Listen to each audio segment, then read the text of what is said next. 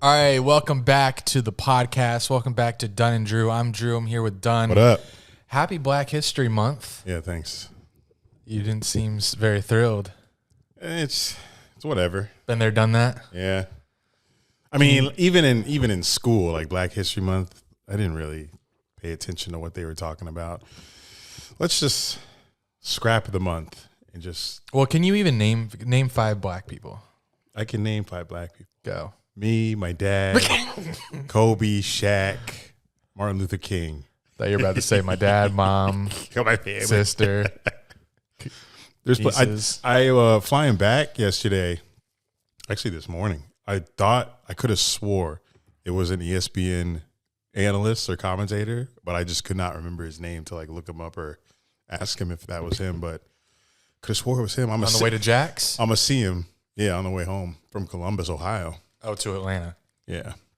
So I'm going to see him on TV, and I'm going to be like, yep, that was him, and I'm never going to Stephen A? It wasn't Stephen A. No. He had a big day this morning talking about B floor. Didn't he? All right. See you guys on the other side of this intro. And I still won't grow up. I'm a grown-ass kid. Swear I should be locked up for stupid that I did, but I'm a champion. So I turn tragedy to triumph. Make music that's fire. Get my soul through the wire.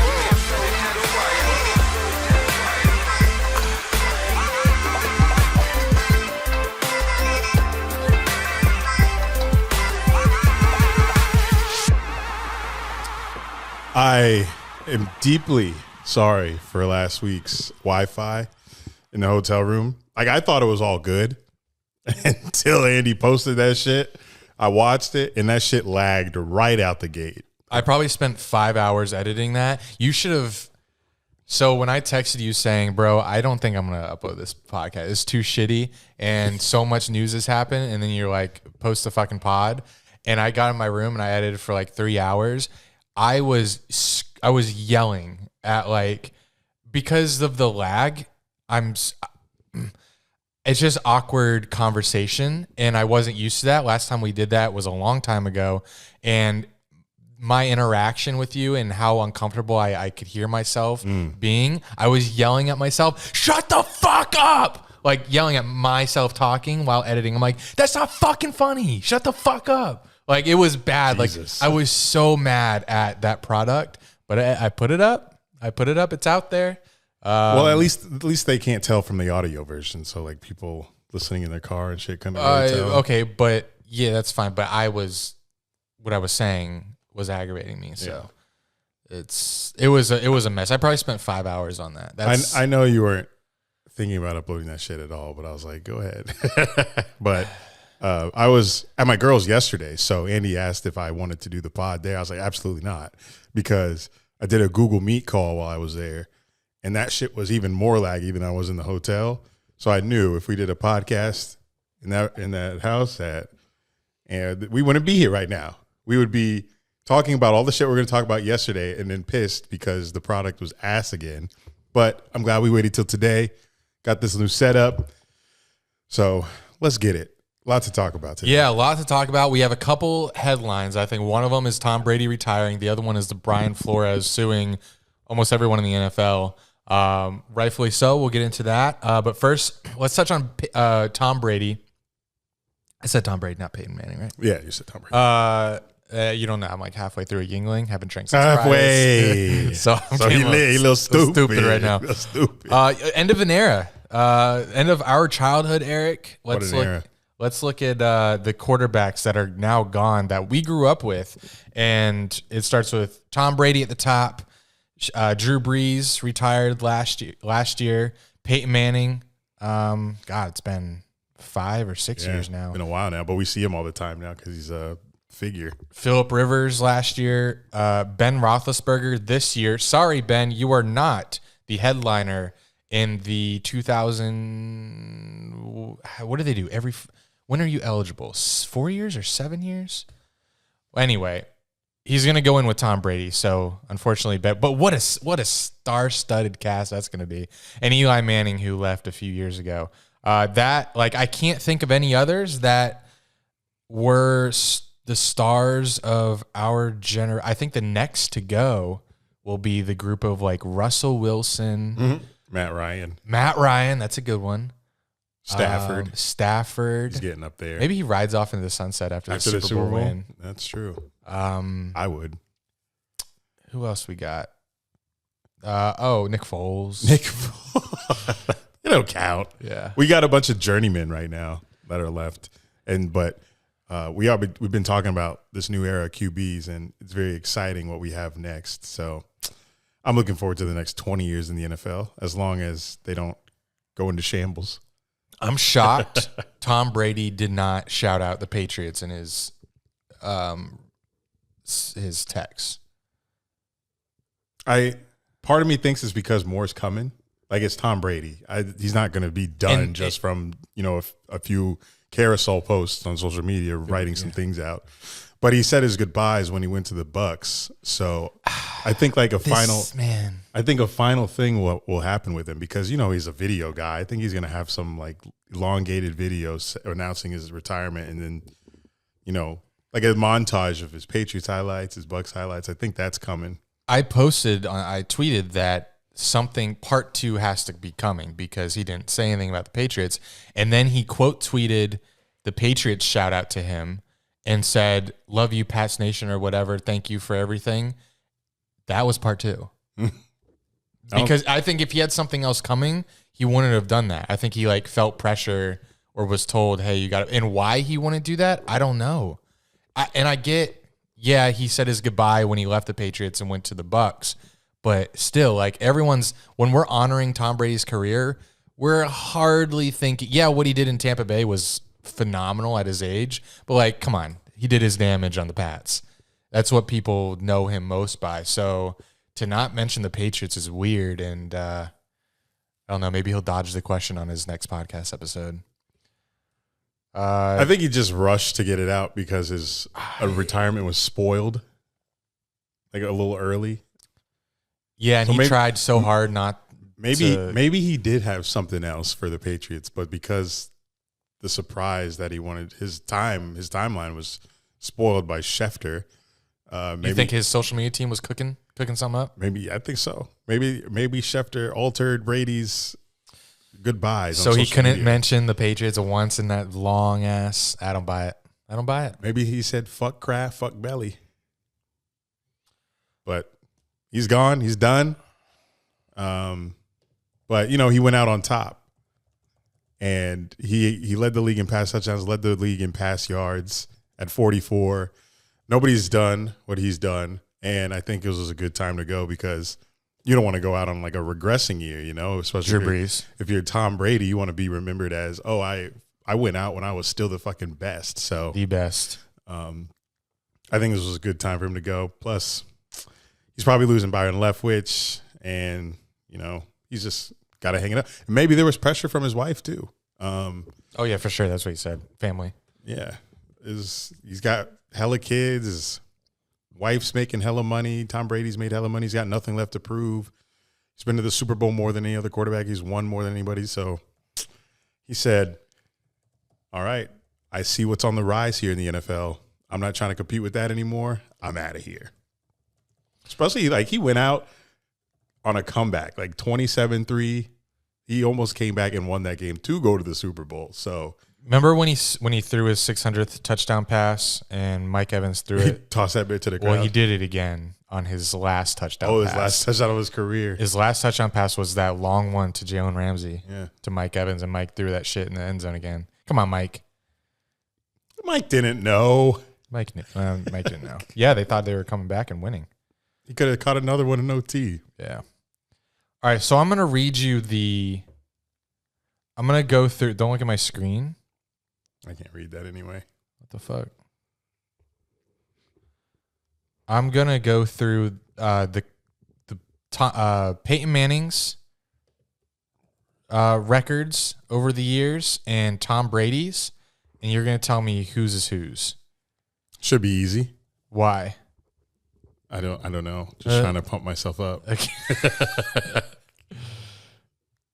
Because I was actually kind of surprised, but I won't say anymore. Why I was able to find this so much easier. Yeah, where are the fucking wins? Okay, I guess I'm not doing that. I was doing it anyway. You didn't have the link? I was shocked how many, like, just rambling through it. Before I looked it up, I was like, oh man, like no one's won as many, no one's gone like 12-4 more than Tom Brady. But Peyton Manning got a lot of 12-4s and 14-2s and 13-3s in there. Maybe more than Tom Brady. I'd have to look it up. But Tom Brady played longer, obviously. And I found a crazy stat. I'll actually read this whole thing. The question that the person poses is, will any quarterback ever threaten Brady's legacy? And it says, let's be clear here. There isn't a quarterback playing right now who is going to surpass what Brady did over the last 22 years. Along with those 7 Super Bowl rings, he holds the NFL records for most career completions, pass attempts, passing yards, and touchdown passes. Mahommes is the man often mentioned of being able to chase down Brady, and even he would have a huge challenge on his hands. At this point, the 26-year-old Mahommes would need to average 4,300 passing yards and 32 touchdowns per season for the next 15 years. Jeez. And that's just to tie Brady's career marks. He'd have to win the Super Bowl every other year during that time to beat Brady on championships. That's not happening. Mahommes has a talent, as do other young star quarterbacks. The more salient factors to consider are whether a player possesses the desire to keep grinding well into their 40s, along with the good fortune to avoid other major injuries that snap their skills over time. Look at how Big Ben was playing in his final season in Pittsburgh, or how limited Peyton Manning was when he finished his career with a Super Bowl 50 win in Denver. Neither man had even reached 40 years at that point. That's crazy. They weren't even 40. He did a 4 extra years past 40. The greatness of Brady isn't just about numbers or the rings. It's what drove him to a place where he would play this long without ever really declining.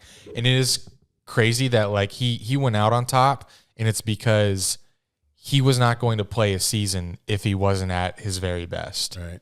That TB12 conditioning that he does has got to be something crazy. Yeah, we might learn a little something about that later. That diet and exercise he was on, crazy. Him and LeBron James, the 2 most sustainable men to ever play the game. And it is crazy. Like everyone, and people probably still think this, that Mahomes is going to pass Brady as a GOAT. But I think along with being just absolutely freakish in the quarterback play, he'll have to approach him or pass him in rings. And I feel like I think he may have already lost his opportunity to do that. They went to 4 straight AFC Championship games, went to 2 Super Bowls from that. Yeah. Yeah, 2 Super Bowls. And his only 2 playoff losses before this week were to Brady, too. So you would have had to beat the GOAT twice to get a little start on catching him.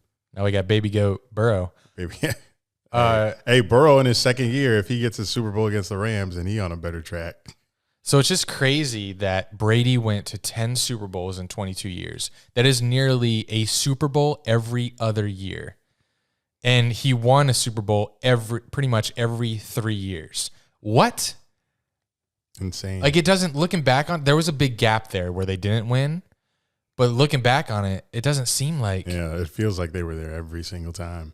He won a Super Bowl every 3 years. Insane. But a lot of people are ecstatic that this man's finally retiring because now Falcons fans, for some reason, think they're about to dominate that division now that Brady's out of there. And people I'm ready to see new teams be in the conference championships and in the Super Bowl. And I'm hoping that Mahommes doesn't take the place of Brady because I need some sort of change in the teams that make it this far. Well, if Trevor's going to do it, he needs to win a Super Bowl this coming year. And because that's what Brady did, and you need to get a head start if you're going to catch up to him. So, and hey, might do it. Hey, look at the Bengals. They did it. Yes, look at the Bengals, but we'll talk about this in a bit. But so do you think Tom Brady is the best? So if we were to crown the greatest man ever in the country, like the greatest / luckiest or the perfect human, would it not be Tom Brady? 7 titles in the best sport in the country, supermodel wife. He still has a full head of hair at 44, no gray hair. He fucking aged backwards. Yeah, it's stupid. When I see pictures of him when they do that little time warp, Yeah. there go your screen. When they do the little time warp, I'm like, Tom was ugly. Yeah, came out of that draft looking like a slob. He retired in Florida. He's very wealthy and he's funny. That what happens when you get money though? You start looking better. Yes, you take care of yourself like Tom Brady does. And having a supermodel wife, you think she'd put pressure on him to always maintain himself. So. And she knows the secrets of looking young. Yeah. So Louis Vuitton model, been on covers of international magazines for her entire life. I'm sure Tom Brady learned a thing or two about some self-care from her. So I'm looking forward to see what their kids look like when they grow up. You're sick. No, well, when they grow up, when they hit 18. So you're not thinking about them right now. I'm thinking about what they can become. But no, that's as long as I think about them. All right, let's move. We are the kings of the weekend. My fancy, sorry. Little out of sync. You need to grow up. Oh. I thought they missed that. My king of the weekend is you guys probably all saw it, has 6,000 retweets. No, sorry, 13,000 retweets on Twitter. The guy or girl that, they have their Instagram. The person that bet the perfect score and the winner of each championship game. He bet Bengals 27, Chiefs 24, and Rams 20, Niners 17. He bet $20 and won $579,000. First of all, that he probably thought he was done at halftime of Bengals Chiefs. He was like, "This is why. Why does anyone even gamble like this?" And then that game came out the way it was, and he was like, "All right." Like, I'm sure he was excited. He got himself into the game and felt a little excited, but kind of knowing that it's probably not going to happen. And then when the Niners had the ball, it was the perfect score, 17-20, what he predicted. Surely when the Niners had the ball ready to get with like a minute left, he was probably already counting his money. He knew Jimmy G wasn't doing anything. I went to his IG profile. He's got no posts and he's private. So he's probably nervous that someone's going to come up on him and rob his ass. But when I first saw this, I thought it was fake. Yeah. Because sometimes I think these betting apps just post these wild ass. People download it. So people download it and keep throwing their money at these shits. But if this is real, that is fucking insane. But who the fuck? You don't know that shit? It was confirmed. By who? Someone. Twitter. Source, trust me, bro. But yeah, that is fucking insane. And here I am, can't even get a fucking couple player props on Prize Picks for $5. Losing $20 a week to Prize Picks. You're getting the whole correct score, but shit, that is great. I know that man was well. You can't bet and not sweat. Don't call me Dr. Seuss. Here we go. Is that on the here? That's not on here. My king of the weekend, I got to give it to the whole fucking Bengals team. Defense, McPherson, Burrow. These motherfuckers came back from 24-18, my bad, against the goddamn number one offense in the NFL. Didn't see it coming. Halftime, they were down so much. I thought it was going to be like a 45-3 final. Yep. But yeah, thanks for tweeting that from our account, making me look dumb too. They could tell it was me if it's Tweetbot. That's a little tidbit for y'all. But when the Chiefs did not score that touchdown to go into halftime, it was kind of like when the Jags didn't score the touchdown against the Bengals before halftime. Everything changed. Went from 14-0 to losing the Bengals, and they went from 21-10 to not scoring, but a field goal in the second half. So I gotta give the king of the weekend to that Bengals team. You see me repping the B here. But this isn't just Bengals merch. I got Trey Hendrickson, number 91 on the back here. FAU Al, went to college the same time. So I'm supporting my Al, my fellow Al. And also because that man, when I went to Cincy for the Jags game, he saw me walking. He was just driving down the street and like pulled over to say what's up. So that was a real one. So got to support my boy. Go Bengals. Who dey? Who dey? On to moment of silence. It's the fridge. This house scares me sometimes. It's always scary when you're not here and I'm the only one. This is going to be a very detailed moment of silence. It's for The fridge is fridge having is- a hard time right now. Fridge farting. Just making ice. This moment of silence is for Brian Flores. Oh, wow. This is deep silence. We came on here when he got fired, asking the question, why? And he's suing the NFL, the Giants, the Dolphins, the Broncos for alleged racism in the hiring process, including texts from Bill Belichick in the suit as evidence. What is going on inside me? If you guys can't hear it because these mics are top notch. But his stomach growling, yelling at him real big time. I think it's a juice cleanse. I just had this green lemonade juice cleanse, apple, celery, lemon, kale, lime, cilantro, and then I just had spinach and eggs before this. So. Bro, I just had my infamous tuna noodle casserole and my stomach is silent. Is eating that shit up. Say thank you. No. But anyway, yes. Brian Flores claims that Dolphins owner Stephen Ross, I know you've seen his old 80-year-old dead ass, bribed him $100K per game that he would intentionally lose. And he got mad when Brian Flores would win games. And if you've seen know where he got the idea? Shad Khan. Hey, we not taking. We just asked, boy. Shad Khan would not bribe to lose. He just don't know how to win. Good line. And this kind of explains why Brian Flores will be fired after back-to-back winning seasons. Does Stephen Ross just hate winning? He just always wants a top draft pick to turn his franchise around and not be mediocre like a 9-7 and 10-6. He just wants back-to-back top 5 picks every year. Who knows? But he also included text from Bill Belichick showing that he congratulated the wrong Brian on the Giants job. And he meant to text Brian Dable, but he sent it to Brian Flores. And part of me thinks Bill Belichick did that shit on purpose. Yeah, me too. This man is so calculated. Yes, I think he fakes that snap face Insta post shit that he be saying. He knows everything about his flip phone that he uses. There's no way. Like that just seems so messy of him and so purposeful. Yeah. That like he's getting back at the Giants or someone or the NFL in general, and like what a perfect way. Hey, Bill Belichick's an ally. If he did this, he's like, hey, this system is fucked up. I know my boy Brian. Well, I know my man Brian Flores about to interview for the Giants, and I'm hearing that they already hired Dable. Fuck that. And then he texts, and then he plays it off so perfectly if it's fake. Yeah.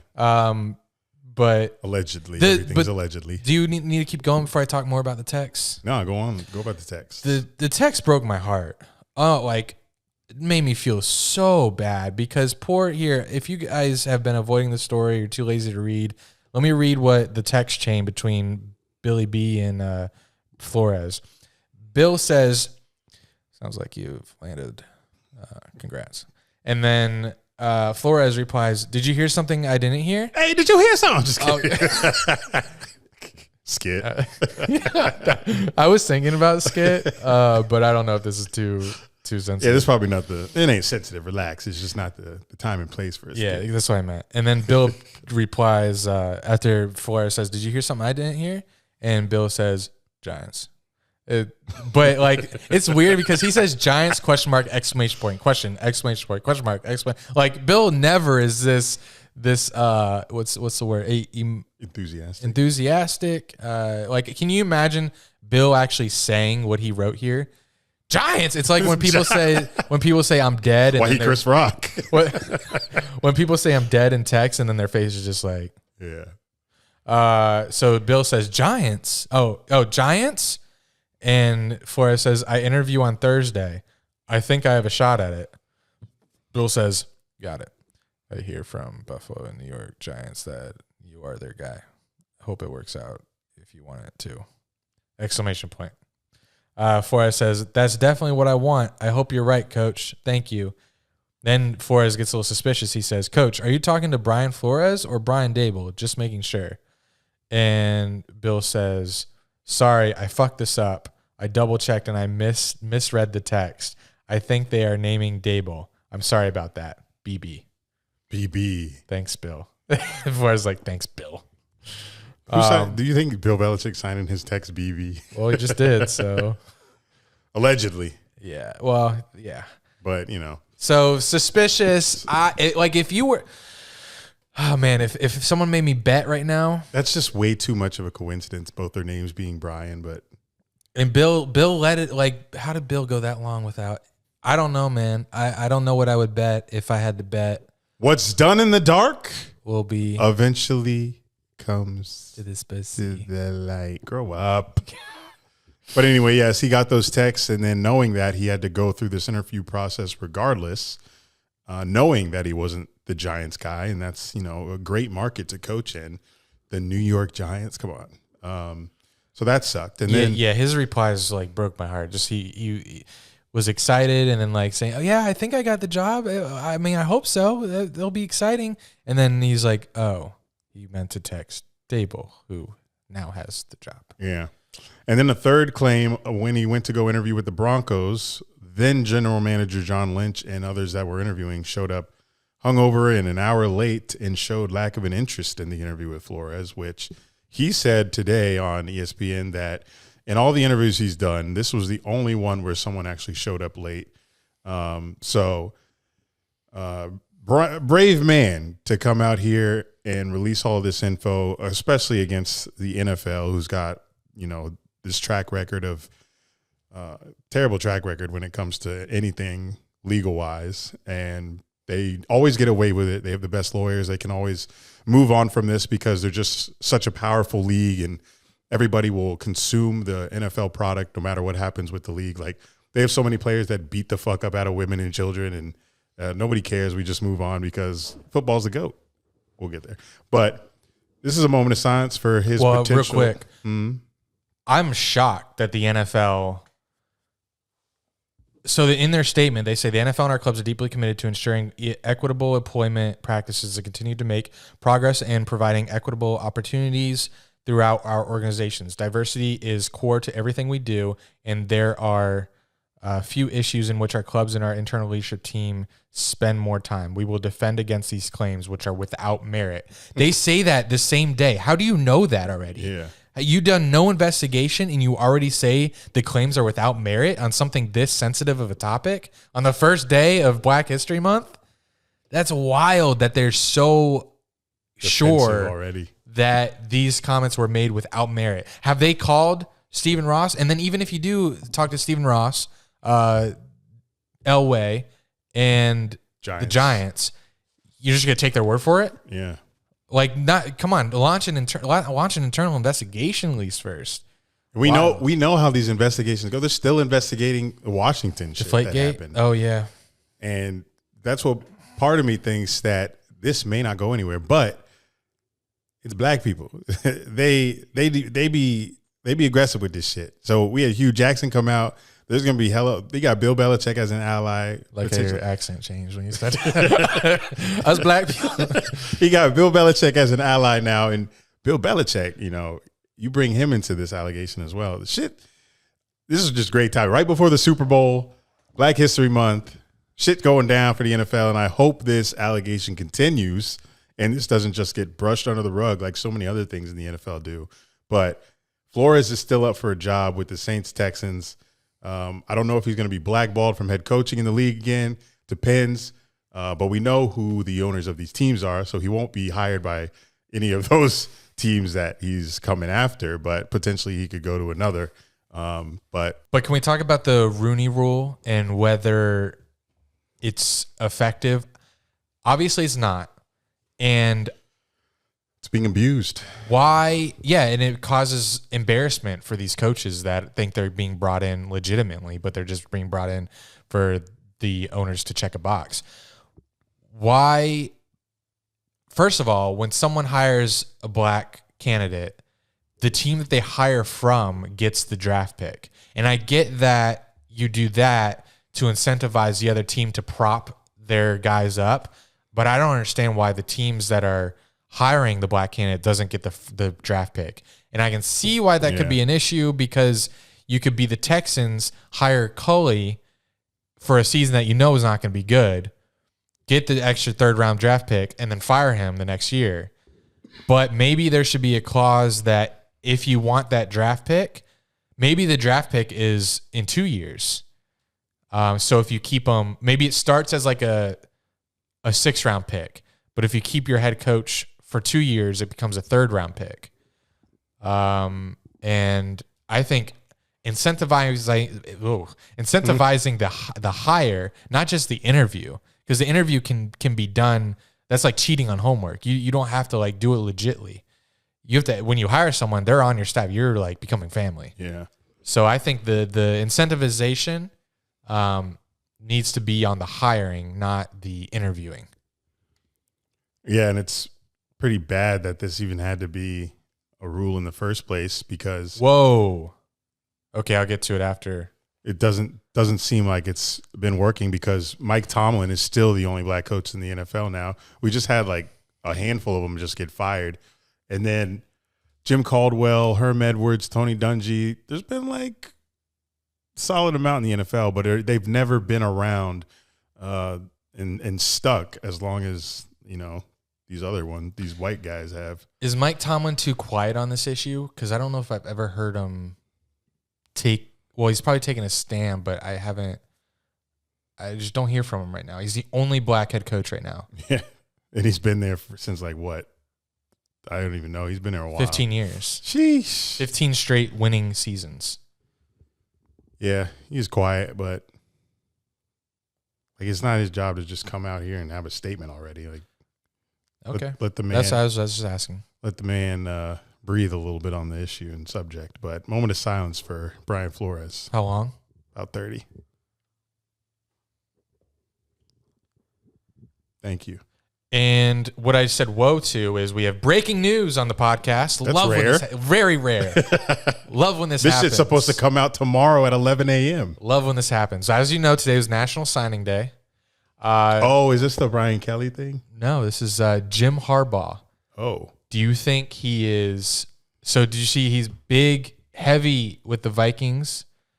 And people are wondering, is he signing with the Vikings? Is he returning to Michigan? Mm-hmm. From Adam Schefter, Jim Harbaugh called Michigan to inform the school that despite interviewing with the Vikings today, he will be returning to school for the 2022 season. Sources tell ESPN. Michigan was, in the words of one source, elated to get Harbaugh's decision. Wow. Man, everyone was... almost... People thought he was going to the Vikings? Oh, yeah. Like almost certain? Yes, it was. It was close to being certain. Like, people were expecting an announcement today on him signing with the Vikings, and they were like, man, so weird to do that on National Signing Day. Oh, I think he had an interview with them today or something. And people were like, on National Signing Day, he's gone. So maybe they got some good recruits. Yeah. So moment of silence to the Vikings fans. Thank you. Hopefully a Vikings fan called in and let us know that take, because I wonder what your thoughts are about having Jim Harbaugh as your coach. Well, don't matter anymore. Yeah. Moment of silence for the HTTR hashtag that the Redskins fans would use. You'd think that maybe if they stuck with a name like Red Wolves or Red Wings, Red Hogs, that name or that hashtag could remain, but nope. They chose the Commanders and got absolutely blasted for it. I have a rant after, well, I guess that is my rant, after the moment of silence. Thank you.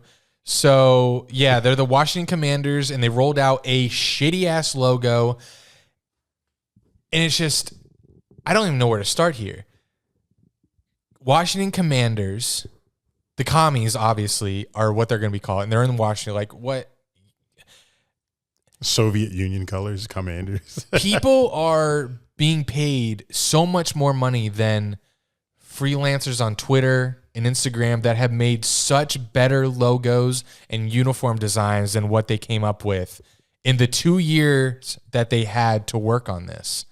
First of all, they waited way too long. People became too close to the football team. Like, people love the football team name. Yeah. So that was mistake number one, taking way too much time to say you're going to change or announcing what your name's going to change, because people love WFT was finally catching on with people. After after slipping up and saying Redskins every sentence, people finally were saying football team and WFT. WFT, yeah, but I still slipped up and read it every time Schefter or someone would tweet WFT. I was like, what the fuck?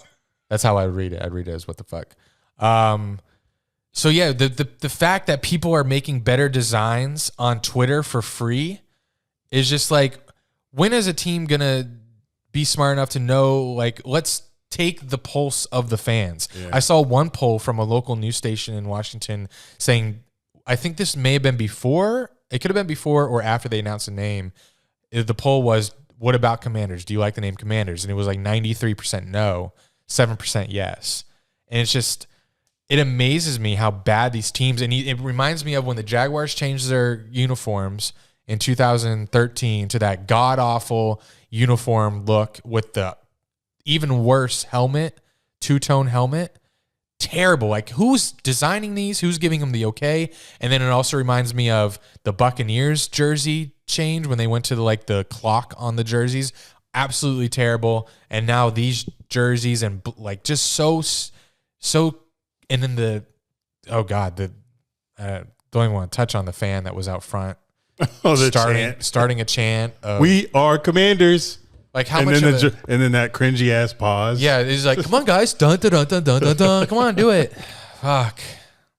When I first heard the Commanders, like, how are you going to take this long and build up all this hype to choose a team name that was the same team name of one of the teams in the AAF? That's the first thing that I thought of when I heard Commanders, because that shit sounded so familiar, and it was the fucking San Antonio Commanders in the league that folded after one season. Literally, February to April, and that league folded. You had all this time to come up with something that had to do with the city of Washington, build a little culture there, and then come up with Commanders.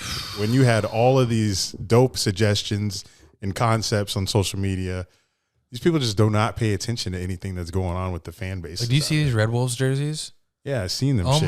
my God. Man, I'm so sorry, Washington Commanders fans. And that W logo with the White House in the middle, that shit was Yes. tough. That shit was tough. I was But watching. now their logo's the W It's again. the W with like some Terrible font. embossment or whatever. Like, it's just an updated W. So this is so Commanders. bad. So bad. I am so sorry, guys. But they'll get used to the name and buy up the merch because they have to. We play the Commanders next season. Good. My last moment of silence is for Arrowhead Stadium, or whatever they call it now, because they tried to be, after Joe Burrow's, no stadium's louder than the SEC comment. They tried. Burrow still went in there and did this thing. So not louder than the SEC, confirmed moment of silence, even though Joe Burrow didn't lose in the SEC. So how can you tell? But Unfazed. yeah, unfazed by the noise. Quick moment of silence. All right, thank you. NASCAR. What you got there? First race of the season this weekend. I mean, this soundboard has been first race in the mud. It's an exhibition race, but it'll be the first race of the season. Exhibition, don't make me hit it. Come on. Exhibition race in NASCAR. It's the Busch Classic. Oh, no. It's what I've been hyping up the past couple of weeks. In Is this the at the LA Rose Bowl? Coliseum. See, I thought it was Rose Bowl when I first told it to you, but it's actually not. They're different. Like, Rose Bowl's in Pasadena, and then LA Coliseum is the Trojans. But for some reason, I thought they were the same, but they're not. But I should have known that. Anyway, tune into the Busch Clash Sunday. Sorry. One day I'll be paid to say this, man. I'll be talking about NASCAR too much to not get paid for this shit. But you most likely won't hear from me after the Daytona 500. But we're going to do another Bubba Watch because hopefully he gets a little better this year. Because this, last year was his first year with the Jordan and Denny Hamlin team. And he was always teetering around 20th place, 20 to 27th place. So hopefully you've made a better car this year to maybe teeter around 6 to 10. But we'll see. We'll be watching, Bubba, because you got a lot of people rooting for you. And we want to see you succeed and not see people that get suspended like Kyle Larson win the whole damn title. So Busch Clash, 6 p.m. on Sunday in the LA Coliseum. Tiny little track. I think it's a dirt track too, but don't quote me. I know we got a lot of NASCAR listeners out there. We done? Yeah. Okay. I have a new game. I've been trying to come up with a game that we can play on here, and because off season's coming quick, and we need something to take our mind off of lack of football. So I came up with a game that can easily be used for football stuff. So it's a Wikipedia game, and I don't have a name for it yet, but I'm going to open up a Wikipedia page of a random, and it's not going to be super obscure, but a random NFL player, past or present. And How will you decide the name? Just off your dome? just off my dome. And I'm going to scroll up and down on the page. You'll tell me when to stop. And then I'm going to scroll my cursor around randomly. Then you'll tell me to stop. The closest sentence to my cursor, I'm going to read, leaving out the name of the person if it's in there. And then you have to see how many rounds you have to go before you can identify the player. And then Probably going to be the most random ass information about this play. Yeah, it can be. And then you'll go, and then we'll see, best of 3, who does it best. All right. All right, so don't look at my page. I've got yours pulled up. I'm going to scroll up and down. You tell me when to stop. Stop. All right, now tell me when to stop my cursor. All right, stop. I think I Okay. got this. You feel me? All right. Overall, he finished the 2004 season with 61 kickoff returns for 1,415 net yards and a kickoff return touchdown to go along with 43 punt returns for 464 net yards. Devin Hester. 2004 season. No. All right. So we're just going again. That was 1. Same page, right? Yep. All right. Stop. All right. Stop. Okay. Let's see this one. This could be good for you. Against the Oakland Raiders 1 week later, he became the first player in Patriots history and the 8th in NFL history to have back-to-back 100 reception seasons. The previous player to do it was his teammate, Randy Moss, while he was a Viking in 2002 and 2003.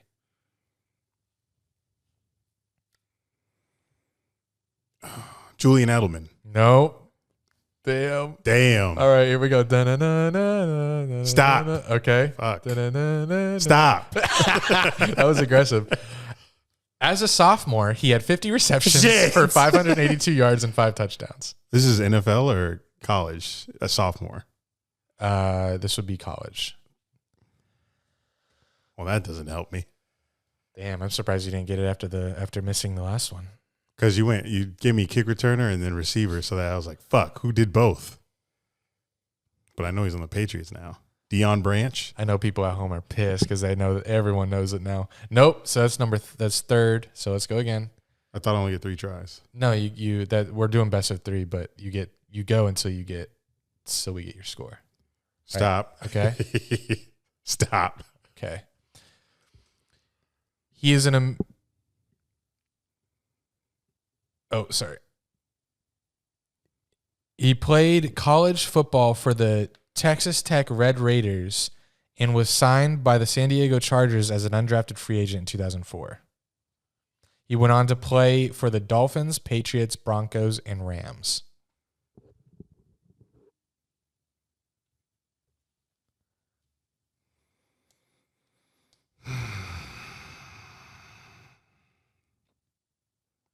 Eric Decker. Yikes. No. One more. You get 5 minutes. All right. Stop. Okay. Stop. Okay. What does this say? I'm trying to figure out what sense would be the nearest one. Guys, we're ironing out the kinks. Wes Welker? Yes. Okay. I said every fucking... Wes Welker. I thought you were going to get it after getting Julian Edelman wrong because it's either Julian or Wes Welker that would have 100-catch seasons and being a punt returner, kick returner. I had to go into my bag there. Deep into my bag. I don't think you had a bag on that one. I said deep. Sorry. You always have a bag. All right. Don't cheat. I'm ready. And I'm scrolling. Stop. And I'm circling. Stop. Boom. Leading the league with 1,072 rushing yards in 2001 when he suffered a serious hip and groin injury that sidelined him for the remainder of the regular season. Frank Gore. No. Okay. I'm scrolling. Stop. Ooh. Stop. All right. A 6-time Pro Bowler, 2-time first-team All-Pro. He is regarded as one of the best power runners of all time and ranks 8th in NFL rushing yards. Oh, fuck. Who did I just say? Gore. Frank Gore? Damn. Power runner. 6 Pro Bowls. 2 All-Pros. I was going to say LT, but no, he's not a power runner. 2001. He was leading the league in rushing. 2001. Fuck. That's so long ago. That's he was leading the league before his injury. Damn. Ricky Williams? No. And we're Stop. Stop. Jesus. All right, let me find where this shit starts. It's got the team name in it in this sentence. Good. Thank God. That'll give it away. When the Steelers took possession of the ball on the Indianapolis 2-yard line with 1 minute 20 remaining in the game, leading 21-18, the outcome seemed almost certain. That's it? That's where the sentence stops. Who's that Steelers running back? But his name's in the next one. Who's that Steelers running back, guys? Oh, no. For some reason, when you were talking, I was thinking Edgerrin James. Well, I did say Indianapolis in that. Oh. It was Steelers versus Colts. Edgerrin James. No. Fuck. And we're scrolling. You can shout out the answer anytime. I know who it is. I just don't. I can't think of his name. Circling. Stop. He passed Eric Dickerson for 4th place on the all-time list.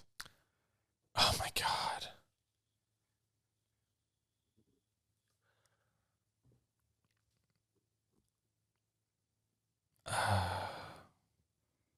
Who is that running back that the Steelers had?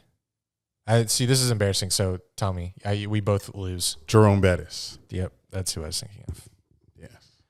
The bus. The bus. Yep. All right, not a great. Let's do one more because that was bad. I want something for TikTok. So, let me go. You know, losing is good. Oh, yeah, true. You're gonna be cooking us. All right, Jerome Bettis, you stupid fuck. This is a sports podcast. Yeah. Stop. Okay. Stop. Okay. Let's see where this starts. He had 5 receptions for 190 yards and 2 touchdowns, including touchdown grabs of 52 yards and 44 yards, and 2 other receptions of 46 yards and 41 yards. That's not going to tell you anything. Thanks. Could be anyone. I still have to guess. Still shot in the dark, buddy. Yeah, big shot in the dark. I just have to think of who you're thinking of then. Who'd you be thinking of? Yeah, you're on a wide receiver kick right now. Is it Hines Ward? Nope. Stop. Okay. Stop.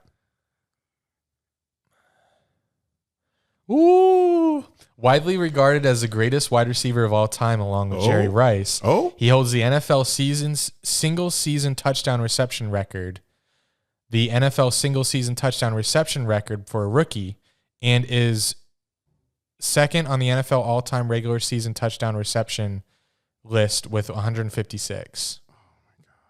Terrell Owens? Nope. I didn't even try to think about that one. I think is there a guest here? Jerry Rice? No, it's a truck. All right, so you're 0 for 2.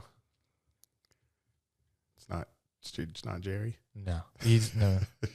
Stop. Okay. And stop. He finished his career at Marshall, having scored at least 1 touchdown in 28 games that he played. Marshall. You are so booty. I guess we both are. I think it's my HelloFresh. Very late. I can check on my camera. One of the greatest receivers of all time, huh?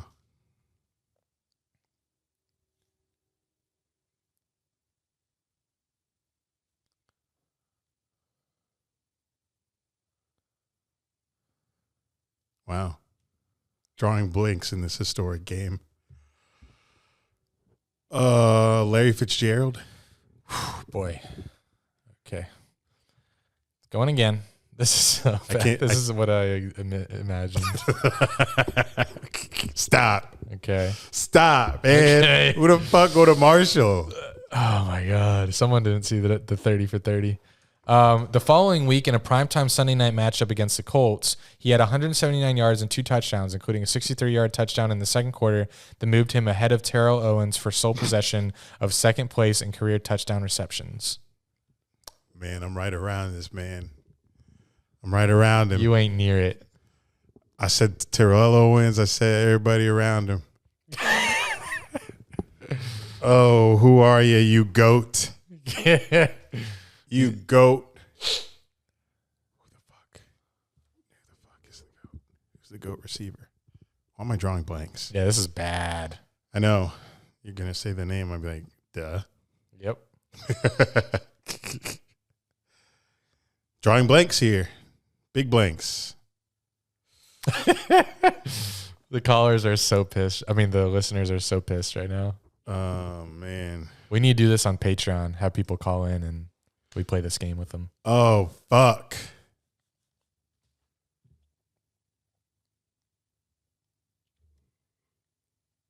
Well, Like the pressure's on. Relax. Chill. It's a lot of pressure right now. Oh, fuck. Goat receivers. unbelievable. All right, time's up. I'm losing it. Yeah, it's gone. You never had it. Yeah, I'm losing it. Let's move on. You're done. You're done. Thank you. Randy fucking Moss. Why would you give me the player that we talked about in the last one? When did we talk about Randy Moss? You brought him up in the last one, saying he was a teammate of Maybe him. he was on the top of my tip of my I tricked myself there. Marshall. I didn't know he went to Marshall. I don't know his college. I was Randy specifically University or something. avoiding him. Okay. Because we already talked about it. Well, you were specifically avoiding everyone else too. Because you didn't name shit. All right, let me take us home with something good. Chill. You got to guess. Yeah, I know. Is that again? Is it the ice? Oh. Can I do NBA? No. Just kidding. Relax. You wouldn't get it. You don't know nobody outside DeRozan. No Ball. I know Vooch. I know. Yeah. Let me get to his wiki page real quick. His. Okay. Oh, Got the pronouns. And we're scrolling. Stop right there. And yeah, stop. All right. Give me that line. I'm feeling myself. His signing by the Steelers caused a social media backlash by many Steelers fans, with some saying they would never support the team again. What? Oh my God. Never support the team again. Oh, what? Steelers. I will never support you. I feel like, so you said social media? Yes. Okay, so we're thinking 09 to now. Oh, man. And who would you think of? Am I thinking divisional rival? Ravens. Did they take anyone from there? The Steelers signed this person. Boy, oh boy, I can't. They're not a heavy free agent team. I'm gonna have to spin the wheel again. All right. I need one more clue. Spinning. Stop. And Stop your cursor boom. right there. All right. Give me that one. Looking for something that doesn't say his name. Well, no, you say it, but you just leave you say blank or you say pronoun. Although Virginia Tech lost 46-29. Oh, Michael Vick. Yes. Woo! Run me my money. How much you get? 20. It's a lot. All right, everybody. That is how you play the game without a name yet. It'll stick around. We're gonna get our revenge next week, and I think we're gonna play this on Patreon too with callers. So get in that if you're not in it. Hashtag Not Jaguars podcast. We talked to Mia. We had Mia O'Brien in. She hasn't been here in Good amount of months. I can't remember what was going on in Jagland when she was here, but this this coaching search by the Jaguars is so dysfunctional and crazy, embarrassing, off-putting.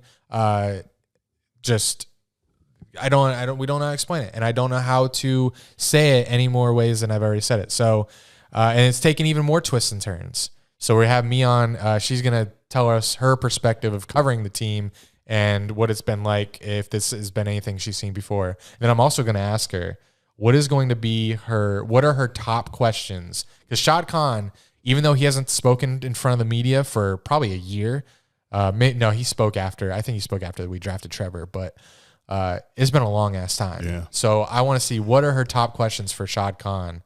If he gets in front of that podium. Yeah, they better. They're going to have to eventually, and he's going to get grilled. So I want to see what she's going to ask, what she has in mind to ask, and yeah. So let's talk to her. Let's talk to her now. I already checked. I did the sweep of social media, making sure there's nothing about to Kevin happen. O'Connell is now the front runner. With the Vikings. Yeah, right? let me Don't scare me. Give me like 10 seconds just to get caught up here. Okay. What are you getting caught up? Twitter? Yeah, Making everything. Sure did you see Jim Harbaugh? Yeah. Okay. Yeah. Sorry. Before we start, can I get you a water or Water, please. Just a water? Yeah. Okay. Because we No don't have to Trulies? say when we recorded Yeah, this. maybe I should do a Truly. Oh, sad. What do we got? The Bud Light seltzers? Yeah, Yeah, I'll we take got the one. Celtics, the I'll take holiday one. ones. Yeah, I'll take one. The current scuttlebutt has Byron out, Doug Peterson in, but no one really knows what's actually going on here. Yeah, accurate. Please break some news while we're recording, please. Oh, true. That's a good one, too. Okay, sweet. Let's roll. All right, Mia, welcome back to the Dunn and Drew studio. A lot has changed since you've been here. It was June. I just had to look first it up. off, I was in the old Dunn and Drew studio. Let's make sure That was a good mic check. I'm going to turn that shit down. I forgot how loud I am. You would think, having worked with me in a previous life, you would know exactly how loud I am. Or just being your friend. Yeah, it's okay. I appreciate you looking out. But Yeah. yeah, no. Last time I recorded with you guys, you still lived on the good old South Side with me. Mm-hmm. Now you got me wondering if I should move to your neck of the woods. It's a cute neck. Yeah, I really like it. I really haven't driven around it in the daytime, so I probably should do that. Yeah, the I feel like- nighttime it's different. yeah. It's a little scarier. You've been over here twice during the nighttime Yes. Yeah. That's brave of yeah, you. Yeah. Yeah. Don't get any ideas, folks. Don't worry. We're good. We're good. It's all good. So you national sign. Well, first of all, I want to say thanks for not bringing pretzels this time. Oh, right. I forgot You about were the crunching You away were- on there. I was crunching away. That turned into a GIF, and here we are 7 months later. And no your pretzels. reaction Although to him. I do have which I probably should have brought in. Now that you brought that up, they had a food truck at work today. They do that now that you're gone. I think they did They did The ice cream truck. They did random Yeah. food, but not very often. So they got a barbecue ribs place today, and so it's like from 12 to 4. You can just grab whatever you want, and it's like free. Free. Yeah, because it's like part Hello. of the company, like corporate responsibility. And so because I was working from 8 to 8, I was entitled to a lunch at And noon. dinner. And at 3:55, I went out to the guy and said, all right, pack up my dinner so I can bring that home. So I do have ribs in the car. Oh, my We goodness. almost should have brought that in so I could have ate Yeah, the you ribs. could have been- that would've been amazing. That would have been epic. So they are in the car. I mean, I shouldn't have said anything. I shouldn't have said anything. my car's going to Actually, I don't have pretzels, but I have ribs. Let me go get them. Yeah, let me go grab those right now. So I was gonna say, yes, June, you were last year. It was the off season, and we were on cloud nine. Urban Meyer, We Trevor, thought the wide receiver room was like Stacked. gonna break world records, and man, yeah. sad. And here we are, an Urban Meyer firing later, and a Trent Baalke, might be a promotion. Still here. After the clown game, which was amazing, by the way. We had so much fun. It was a fun game. Anyone who says differently, including some of my employers, needs to. Yeah, sorry, it was fun, and there was more than 5 people. Like someone tried telling me the other day, it was 5 people. I was like, It wasn't as much as I guess I toned down my expectations when I realized, hey, Twitter can sometimes be like an echo chamber, and it can make you feel like there's going to be a lot more than there actually is on one side. So I was like, okay, I'm not expecting a ton. And I think what I saw was what I expected. The important part was The photographers that were there got awesome shots, awesome crowd shots. And local media They did. immediately went to the slab. Like, I thought I was going to be the only one, and I was so pleasantly surprised Local when I and got national. there. Mm-hmm. Yeah, and I mean, I found a CBS crew wandering around Yeah, looking right for when the we got slab. there, Yeah. CBS was right So, there, like, pulling up on us. that made my little heart flutter. I was like, you know what? Like, good little old Jacksonville Yeah. shot. Look at Yeah. that, little old Jacksonville. What I do matters. Getting the love. Yeah, For all the wrong reasons. Yeah, That's okay. But when you're bad as we are, you have to find ways to get yourself in the spotlight, and we do that. Win or lose, we do they're that. in the news. Yes, exactly. That was a good one. Yeah, I may or may not have used okay. that in several job interviews. So, hey, yo. We like it here too. So Yeah, it's fine. The weather's great. 72 degrees today. Sorry, Iowa. So, hey, -8. Midwest everywhere. Snowing everywhere. Yeah. -8 or feels like -8? Let's check. There was a feels In Iowa. like the other day. In Indianapolis, it's 13 degrees. Yikes. At least it's not 2. Milwaukee, it's 17. Oh, Decorah, Iowa, it's 6. So that means in Cedar Rapids, it's probably about 10. Maybe Cedar Rapids, Iowa is at 10.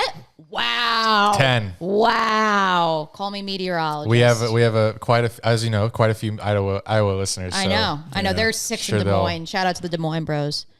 6 in Yeah. Des Moines. 6 degrees. Shout out Sorry. to Des Moines. So other than we're friends and we like your company, you're here because this coaching search of the I don't even know what to call it. I don't even know if it's a coaching search. It's It's a clown show. It's the extension of the Yeah. clown Yeah. show. yes, an extension clown. The clown circus, search. baby. Yeah, the circus has come to town. It was, or did it ever leave? Ooh, that's another good one. I got all day. Yeah. Clearly. Until that coaching hire is made, we got all day. Yeah. So that search is more or less on, and it's one of the wackiest, most dysfunctional things that I think, and it's like we see it as local. You'd think that the fans are just being like, fans, they're being silly, but the national media is calling it dysfunctional too. Local media, I'm sure you as well. Can you kind of, because I've tried on this podcast and I've ranted, you and your perspective covering the team since Urban Meyer is fired and the coaching search has gone on, like, give us a timeline for the layman that's not a Jags fan listening. Yeah. How in depth do you want me to go? So Urban was fired in. So that's the reason I ask, because in terms of assessing this situation, and I did this on 1010 yesterday. I don't know what day of the week it is on my show, Helmets and Heels. I tuned in when I went to Ollie. 6 to 8 on Tuesday nights. In my opinion, as I have reflected on this situation, what we can't forget is that Urban was fired on a Wednesday night. Ironically, given today is National Signing Day as we're taping this, it was early signing day at night. So I had just been up for a casual 17 hours working on that beat. And then in the middle of all that, I get a phone call that we're about to break this story about Josh Lambo in conjunction with the Tampa Bay Times. You know how proud I was when I saw that my station got the Lambo interview? I got that. So that was a wacky day, man. So I'm like at Fletcher High School. I knew, and thank goodness I did, because during the season, we're required to test every Wednesday for COVID as part of Tier 2M media, whatever it's called. And so as much as I wasn't going to Jags availability that day, because I was going to be going to the various high schools, I knew for me to have access to Urban on Friday or anything like that, I needed to get tested. So I went out of my way. Like, we skipped a high school. Sorry to whichever high school we skipped, because I was like, I have to be tested just so I can go to media availability the rest of the week. And so was at Fletcher at 9, routed over to the stadium to quick get my test before I went to a different high school at 10:30. And I parked my car and I had the text sitting there that said, okay, you cannot repeat this. It was like me and a couple managers on this text. And it was like, Josh Lambo's coming forward with a story. It will be published in the Tampa Bay Times later this afternoon. First Coast News will be the only outlet to have a video interview. And that's it. You need to keep this quiet. Do not reach out to Josh. Do not reach out to his agent. And I just was like, and now I got to go like walk into the stadium and I'm like, okay. And then I got to go run around all day. Wow. You were in our group chat all day without knowing that and not saying a word. Yeah, I know. See, no cryptic tweets. People either. don't think I can keep a secret. if it's big, like Urban Meyer kicked you, trust me, dude, I can keep that secret. But yeah, and so but the crazy part, and this is the reason I asked how in depth you want to get, is so this all happened Wednesday, right? December 15th. So I just wanted, it was in December that Shad knew he was going to have to look for a head coach. So yes, correct. And so that's the part that I want to get into, because what people also forget is that 48 hours earlier, they had the local media on Kismet on Shad Khan's super yacht. So that was Monday. So we literally, the last time Shad Khan spoke, quote unquote, publicly on the 10th anniversary of him officially buying the team, 48 hours before he fired Urban Meyer, like we were with him literally eating dinner on his super yacht. And that's where when people ask me to provide a timeline, like I have to reflect on the fact that did I have any indication then of what was about to happen? I can tell you this, it was very clear in speaking with Shad and in speaking with Mark Lamping especially, I won't get into the details, but they knew there was smoke, they knew there was a fire. They were smelling the smoke, they knew there was a fire. It was very clear. Some comments, maybe even a joke or two may have been made about Urban. But like I took it in, good fun, and honestly kind of interpreted it as like they're probably going to assess after the season's over. Mm-hmm. I did not think in that moment that they would be firing him 2 days later. Like when I've reflected on it, I just never in my wildest dreams. And I think Shad knew and he didn't let it on, but I think if you had asked Shad Khan a year ago, never in his wildest dreams would he have thought. Yeah. Right. And so that's where a lot of my friends and I and sources have been talking about this. Like in college football, they talk about how a coaching search actually takes about 2 years. Like you have an inclination if you're on the hot seat with your coach 2 years earlier. And so you start putting together a preliminary search for your next head coach. That's where the Florida Gators got themselves in trouble this fall, because they had no indication a year ago, because they didn't smell the smoke that Dan Mullen wasn't recruiting. They had no indication until after that Kentucky loss of like, maybe we need to reevaluate the situation. And they got really lucky, in my opinion, that Billy Napier just happened to really want the job and he was available. So cheat on your spouse before they cheat on you. Yes. Start looking. Yeah. Get on Tinder, or Hinge, or whatever people do. So Grindr. Right. And so in college, like that's pretty common knowledge. But it's very clear in the NFL, it's also a thing, because I don't think Shad was prepared to fire Dave and Doug in 2019. I think he truly believed that 2018 was a one-off. He was stunned when he had to fire TC because his hand was forced. And in a similar situation, which we'll get into, to where he is now, he kind of ran into a situation where he didn't think he had any football guys in the building. So he couldn't just up and get rid of Dave and Doug and then be left with no one without TC there. And so that's why he took that year with them to plot, in my opinion, to plot his Urban move, to plot his big, Hail Mary, whatever you want to call the hire that was his big slam dunk, big fish, go catch his big fish. And how much he would pay Doug to tank the season for Trevor. Doug was at the building the other day. Really? Yeah, I said that to. So Doug's, which building? At the TIA Bank Field. He was at the bank. Well, his family still lives here. They still have their house literally down the street from where we're sitting. Fun facts.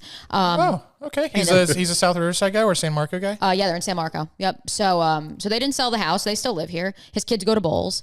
But I said to somebody, I was like, is like Doug like consulting or like that would be hilarious. And somebody goes, no, he literally has no other friends, and he wanted to go see his friends because Nick Saban literally like put him out to pasture, for lack of a better term.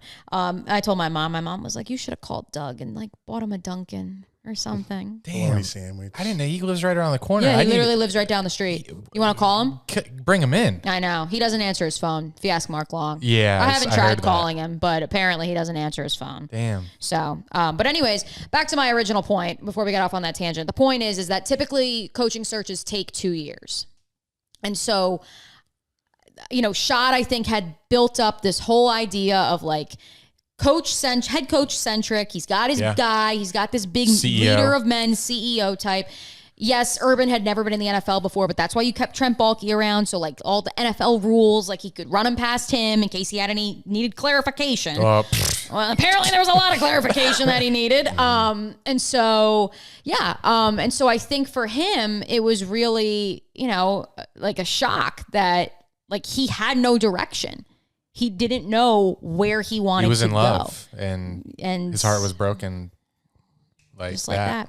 Just like that. And so he didn't really know where he wanted to go.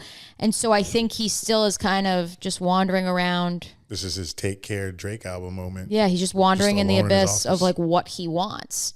And that's kind of where we're at. Because I think he's thought he wanted one thing once or twice, and then he's gone the other way. But for purposes of the timeline, that was a Monday night. Tuesday was technically the 10-year anniversary, as I believe is common knowledge at this point. The wives and the children of the Jaguars players were on the yacht, then invited on the yacht for a party on Tuesday, and a tour of it. Trevor Lawrence went to go pick up his wife from said tour and boarded the yacht because he wanted a tour. But in reality, he had a conversation with Shad Khan. And that was basically Shad saying to Trevor, is it really done? Like, do I really got to can him? And Trevor, by all accounts, said, yes, it's not. You can't salvage it. And then they waited until Wednesday. And so now I'm really getting in the weeds. So I apologize for the layman out there. But from what I've been told, like they went to practice. Urban knew he was on rocky ground. He knew he was meeting with Shad later that afternoon. Apparently he left the facility around 4. I guess he got a phone call. From what I've been told, he left kicking and screaming and was like not very happy. He was also in love with this job. Yeah, left everything in his desk. Like someone else had to come get it for him. So confused. He loved And then why does it drop at 12:51 in the morning? Like I'm still asking that question. Yeah, tough. Were you asleep? No, because it was early signing day. And it kept you up. Yeah. Without getting into details, I was in charge at First Coast News that day. And not to mention with everything breaking with Josh Lambo, originally, because I had been up so early for early signing day, they were going to let me tape the 11 o'clock sportscast. But then when that happened, they were like, take a half day tomorrow. Half day. Stay, help us with the Lambo coverage. And I said, okay, I get it. And also Chris is on vacation. I'm in charge. He was fired the night of that package airing? Yes. Okay. Yeah, so that package aired at 11 p.m. Like the top of the show. But the thing that you have to remember is that they had already made the decision. I think they knew about the Lambo report coming. I think someone had let it slip. But I truly believe that wasn't a straw that broke the camel's back. They had decided when they spoke to Trevor. That is my belief. And from what I've talked to people, that they believe like once that happened, the wheels were in motion. And so that's where the current state of affairs is so confusing, because if that literally was who you went to make such a big decision, then like call the kid up. Yeah. He's just golfing at the inning club. He's hanging out. Like, go grab him. Ask him what he thinks. He's smart. I love the kid. So go ask him. So do I. So sad. So do you think this search is as dysfunctional as it's being portrayed as, or is it them taking their time? I think it started as them taking their time.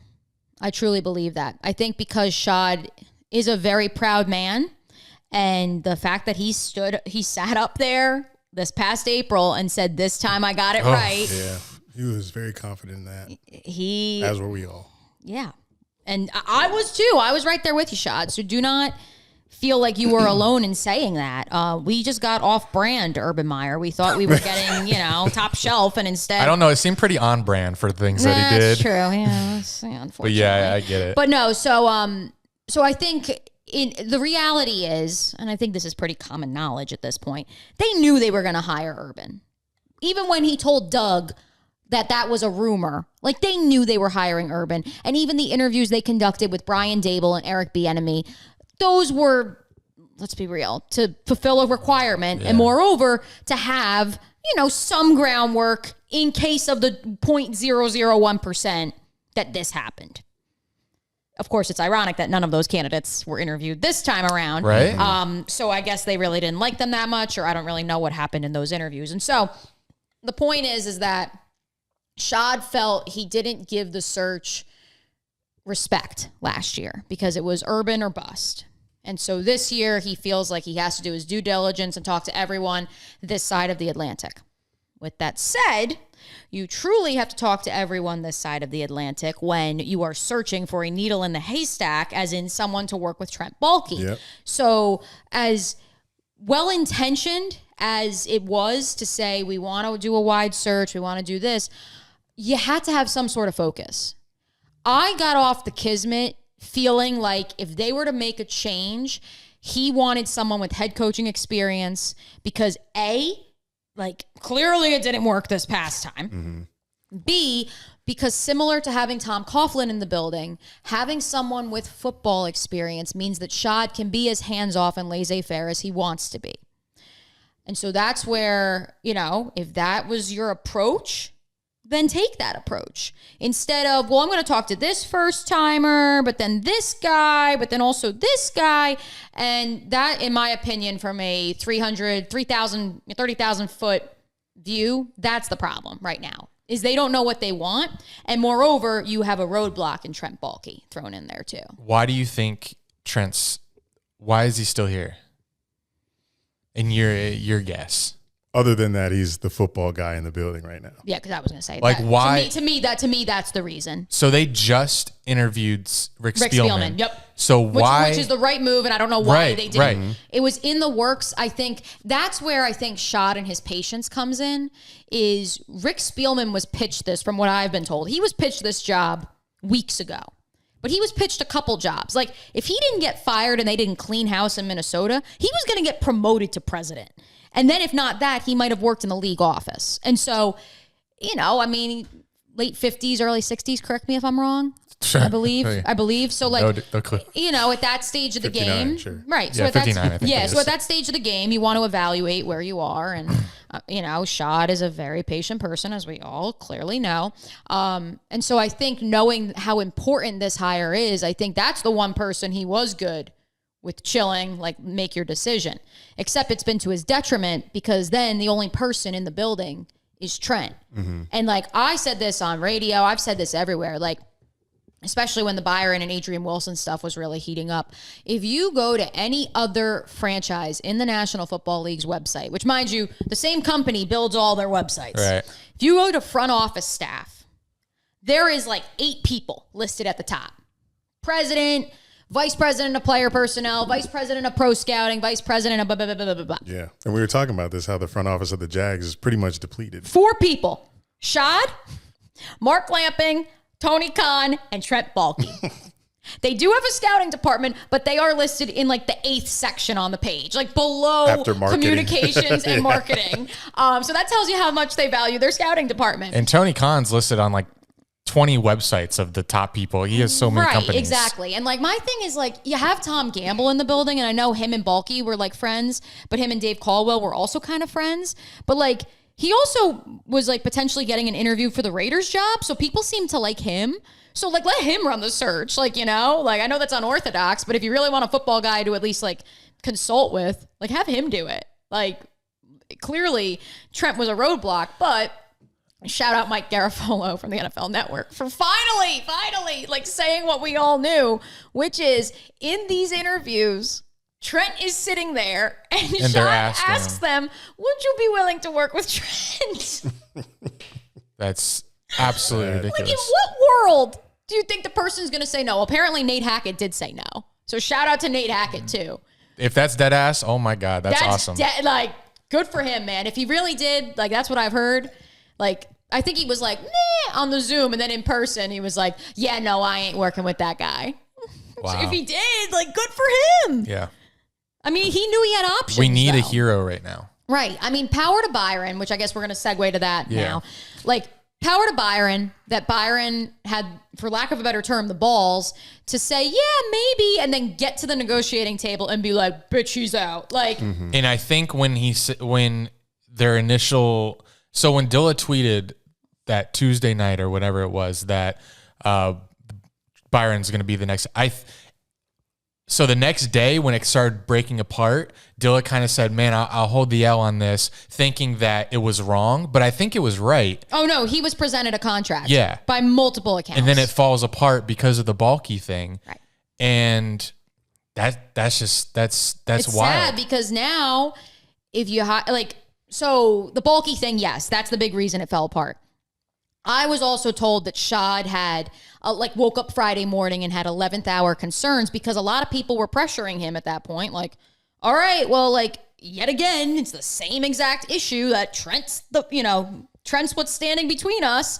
So, like, what are you going to do? And I guess people were pressuring him to say, like, this keeps happening. You need to take Byron if he's your first choice and just roll with that. And I guess he woke up last Friday morning, from what I've been told, and like had some, well, I don't know. He's a first-time head coach. He would be bringing in first-time front office GM executives in new roles. I'm going to go to St. Martin for 3 days and mull it all over. While Trent, please have 3 candidates ready for me to interview Monday morning if you really want to keep your job.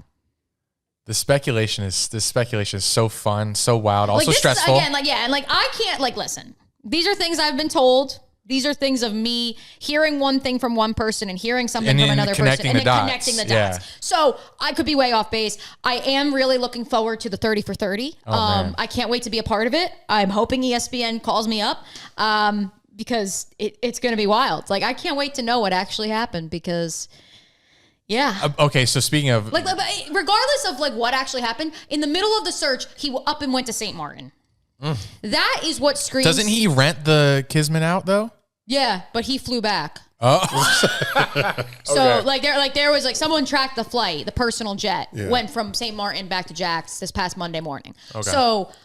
that screams to me, and that's why it was so funny that then the Spielman stuff broke, because that screams to me that this is someone who, he loves the team, but, he wants to be hands off. And my mom and I were talking about this because she runs her own company, and, shout out to mom. So, dentistry forever. But, you're supposed to empower your quote-unquote leaders below you. If you try to micromanage and be in charge of every single thing...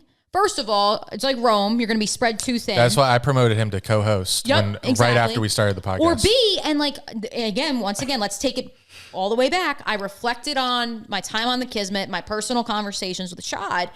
And when I was reflecting and then talking to my mom about this, I went, holy crap. This is what Shad was saying when he said, if I do that, if I micromanage every single leader and every single person within my company, then I'm Jerry Jones. And I don't want to be Jerry Jones because it's not healthy and it's not who I am. And so he made Flexing Gate the success it is, not by being at every single power plant every single day. He found capable people to be in charge of each power plant.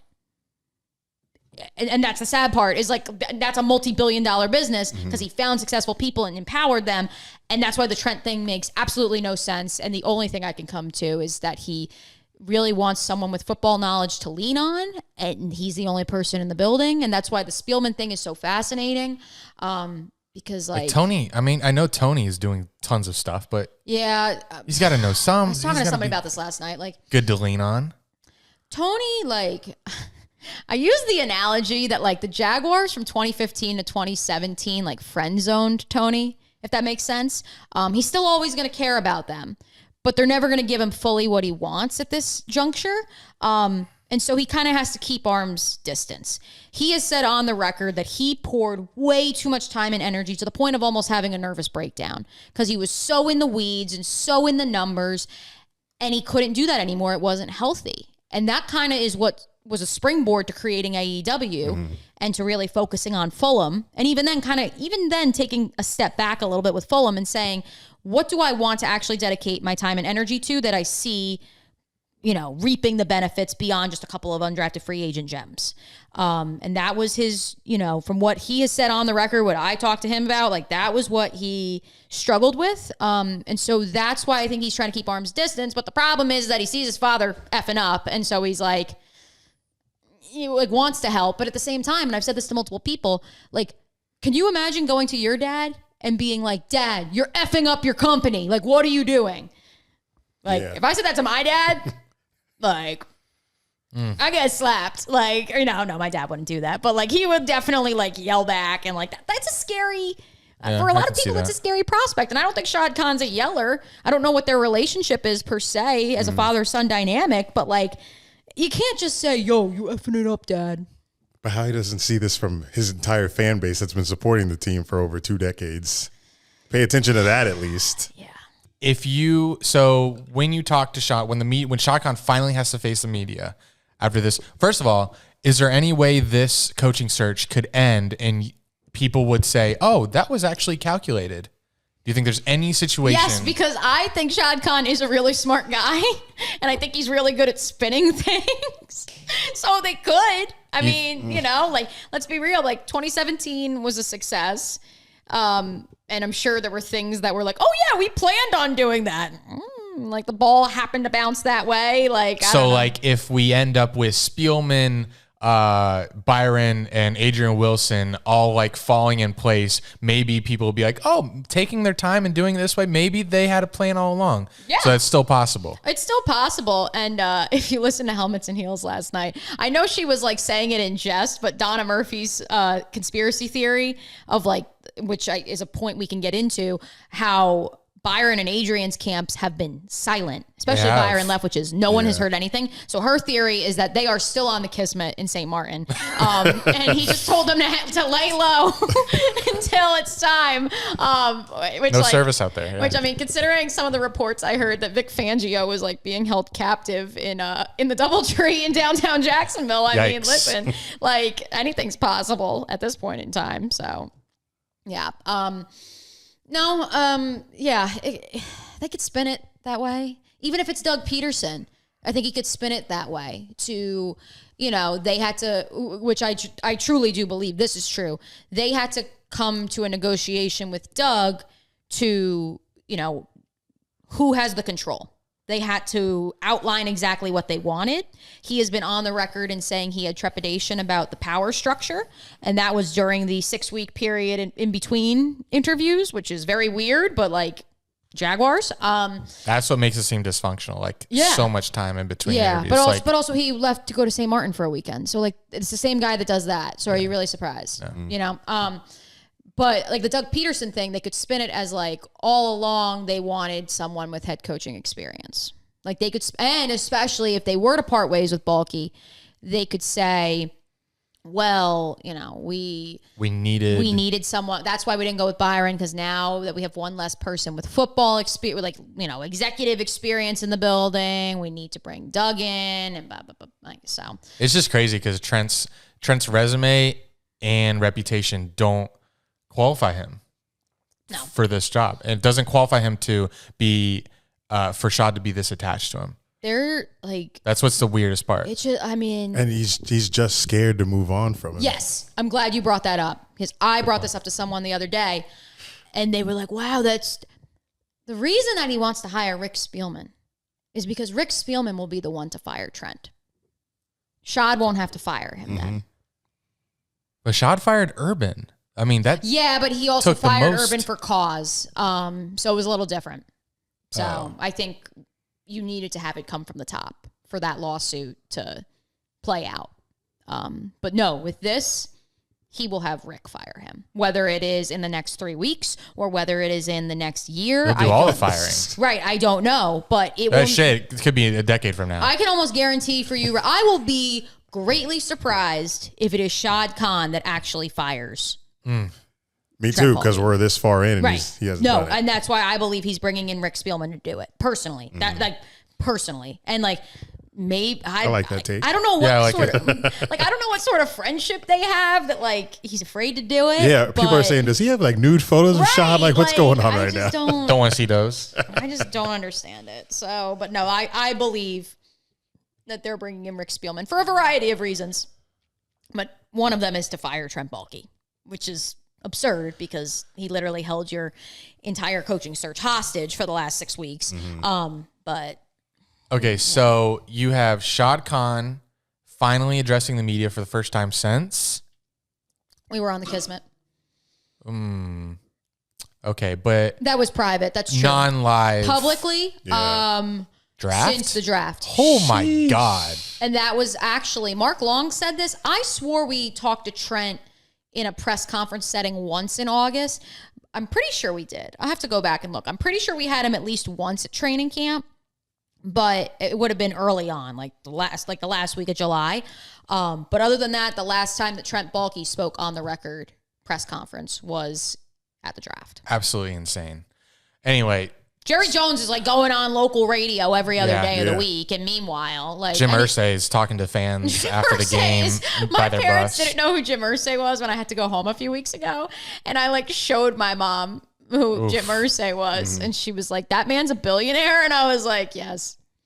I don't think I've heard Trent Baalke's voice since the Jags did those preseason hunt series. Not a good voice. Not a good voice. I did, but I think it's, I think it's been made public knowledge. You're dating. Yeah. Don't let my ex-husband Eric Dillard know that there was a off the record conversation. Oh, but with him in the media? Yes, When? October. Okay, before the clown stuff. Okay. Way before. Way before. So So I can't. Unfortunately, like I can't get into that. But what I will tell your listeners and all those loyal fans of the pod. Go to Mark Long's timeline because a lot of what was discussed was aired out on Mark Long's timeline. I may or may not have confirmed some of it, but it's all on Mark Long's timeline. I'm going to direct you there. So, okay, so hypothetically, this is the press conference.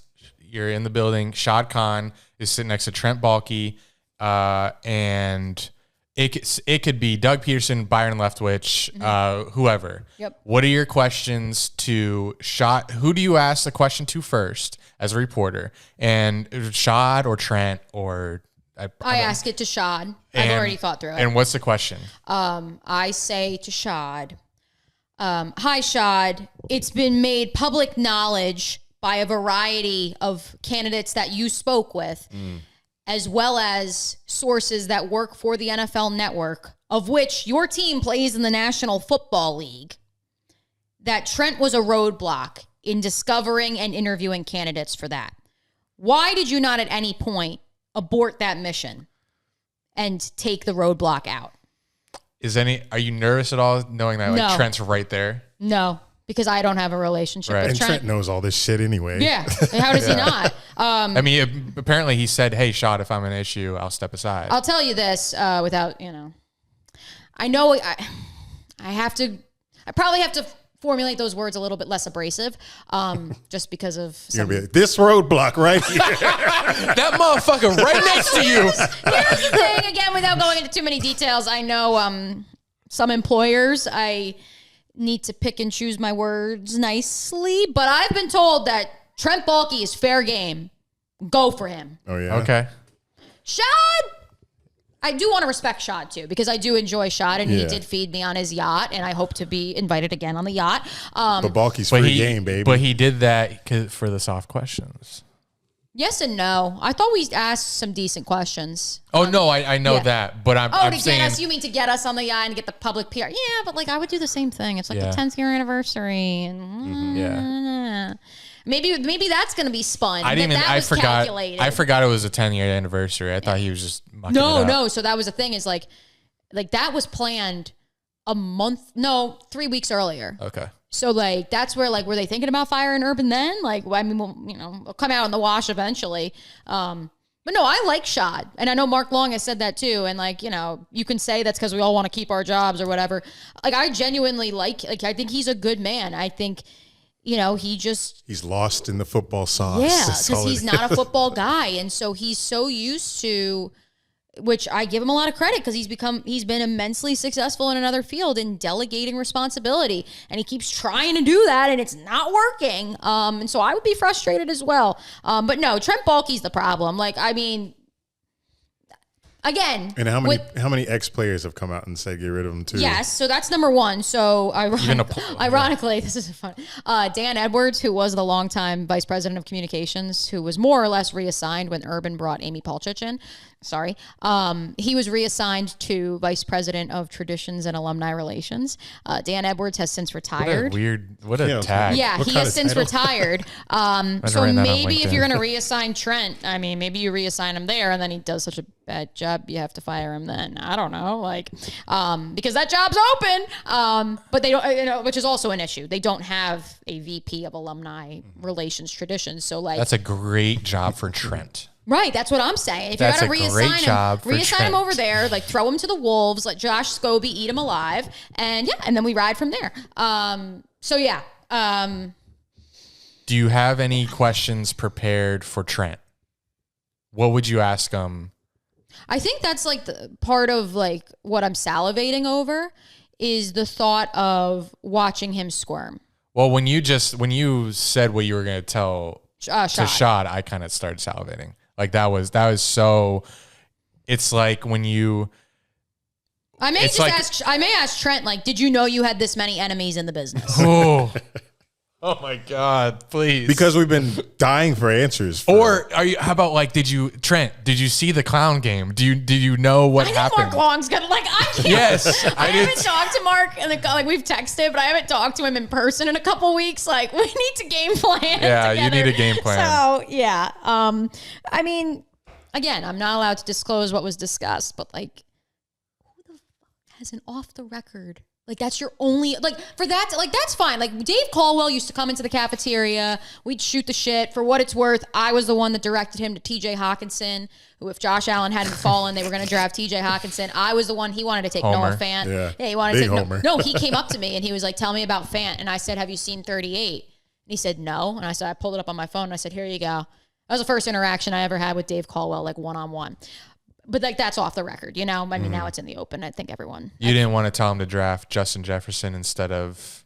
No, because it was COVID, so we weren't in the building. Okay. So this was 2019. We were in the building in April and so the lead up.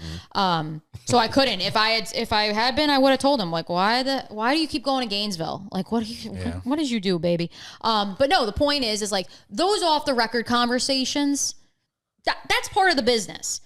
Because Dave still did, like, I remember, like, he would do, right before the season started, he would do the midway point and he would do the end of the year in a formal setting. And if he needed to do more, he would do more. And I think that's very fair, especially because Shad really only comes down from the mountain how many times a year? And Tom Coughlin, forget about it. He comes down to the mountain to yell at us and yells stats that we already knew. Leonard Fournette is 23 years old. Okay, thank you, Shad. Wikipedia, or Tom, that Wikipedia could have told me that. Love you, TC. But to not have any of that, and then, oh yeah, we're gonna have a talk. Like that's like, what are your social skills? Like, you know, like come up to us then at practice. Say, hey, like nice to meet you. Like my name is Trent. It's schmoozing, but guess what? That's what this business is schmoozing. Like, to not have any relationship and then, like, that's how you do it. And listen, let me say this, too. Like, I have friends in the building that work for the Jaguars that really like him. I at least they did earlier in the year. And they were like, because I remember vividly, without saying the name, like, because it was right after the players. And so that was like my first one-on-one with Urban. And like, I guess Urban walked away and like said, you know, he thought I was like really, like, he was like, damn, she's really good. Like she knows what she's doing. And that was a honeymoon phase. It was so honeymoon phase. I show everyone that video still to this day. I was really proud of myself with that chain of events.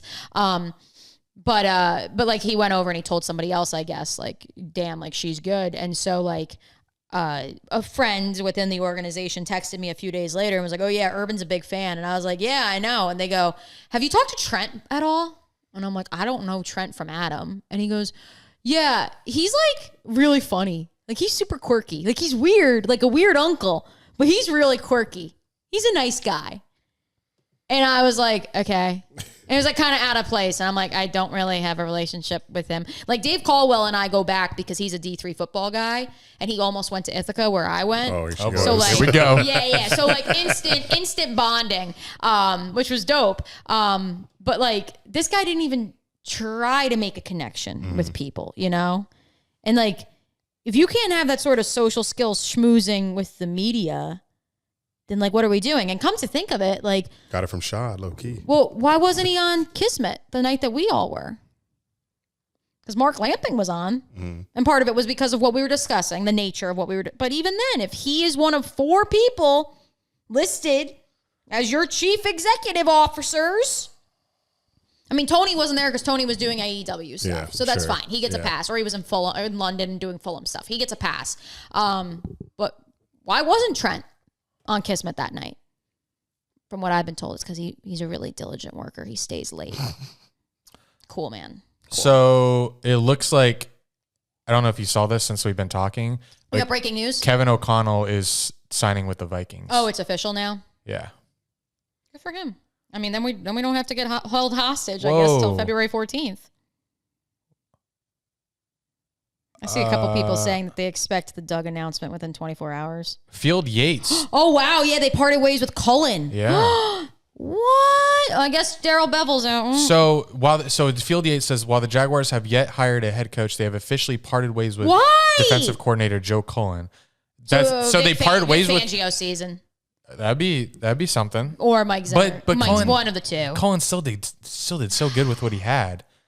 Like You were really hoping we would have breaking news on this pod too, so this is You great. got the This is decent good. breaking news. I mean, it's not like the hire, but like, damn. Hey, it's something shit. So here's the thing: is like let's dive into the Bisaccia Fangio thing, Yeah. because by please. many accounts, John Reed from the Florida Times-Union reported it, and several of the reporters in Denver did as well. So there have been reports that the Jaguars have interviewed Fangio. both of these people. Yes. Yeah. But for what? Yes, correct. The fans freaked out immediately saying, what the fuck are you especially doing? because Ian Rappaport, National reported that they were both head coaching interviews. Mm-hmm. And then suddenly, Denver reporters, John with the Times-Union, Vegas reporters are suddenly reporting that it may have been a coordinator position. Mm-hmm. And so that then, brings up the whole, is this a super team? Yeah. Right. That's Yeah. what we're hoping. Leftwich, Wilson, Vic. Whose super team is it? Run us Brian Flores. Oh, shit. Hell yeah. Brian Flores is going to GM. No, make Brian Flores the president. Yeah. The president of America. Sorry, Joe Byron. Byron. It happens. No, that's... I love Joe Cullen, man. Yeah. Well, I mean, But, like, why? I how don't weird. under- How why weird. would you part ways? Yeah. But how weird is it that comes out, but we don't part ways with any, like, Daryl there's Bevel? no reason to have said that. So I will say this, and like I jokingly almost tweeted it the other day. A list of people the Jaguars are currently holding hostage. Yeah. Byron Leftwich's agent in camp. Potentially Adrian Wilson. Doug Peterson. Jim Caldwell. The current Jag staff, because yes, they are reporting to work.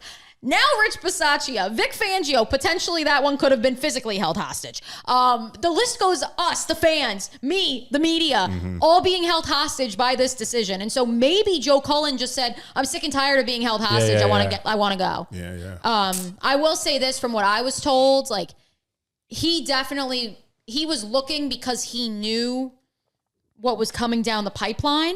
But he loves it here. Like he said to me the last time we spoke with him before the last regular season game, he was like, my wife and I always said we would find our way back here. So it wouldn't surprise me if like Doug, they keep their house and like, this is where they live. I can also see the next head coach also taking a look at Cullen. I can see maybe we're like releasing the reins on him, saying go. And does that say the Fangio thing is for real, especially now that Jim Harbaugh is not going to Minnesota, and that would have been a potential pairing, a reunion. So does that say Fangio's coming here? I don't know. But if it is a super team, are they building it for Doug Peterson or are they building it for Byron? Yeah. No idea. Imagine super team. No one knows. Nobody knows. No one knows. Because, like you said, we're all being held hostage right now. Yeah. In other news, Iowa players have been called back to Carver Hawkeye for a team meeting surrounding Thursday's scheduled game at Ohio State. Oh, they will not leave for Columbus because there's a chance. I'm assuming it's snow. I just left Columbus. It's the winter storm up there. Snow. I thought it was COVID. Okay. No. Like, Chad likes the cow. I love both. you, but like, welcome to the Midwest. Weather is a thing. Yeah, there's a winter storm coming. They'll fly out on Thursday morning then. Who cares? All right. Oh, today is Wednesday. I don't know what day it is. You have a final question? I have a final question. I don't want to know who do you want. Who do you think? That's my question, so I'm glad you don't. Oh, no. I'm sorry. Your latter one was my question. So ask it. This is both of our final questions. I was going to say, who do you think is going to be the ultimate? It doesn't matter. The ultimate pairing in this front office. I want to know if they've asked Trevor. That's all I want to know. Because Gonna make you answer, so.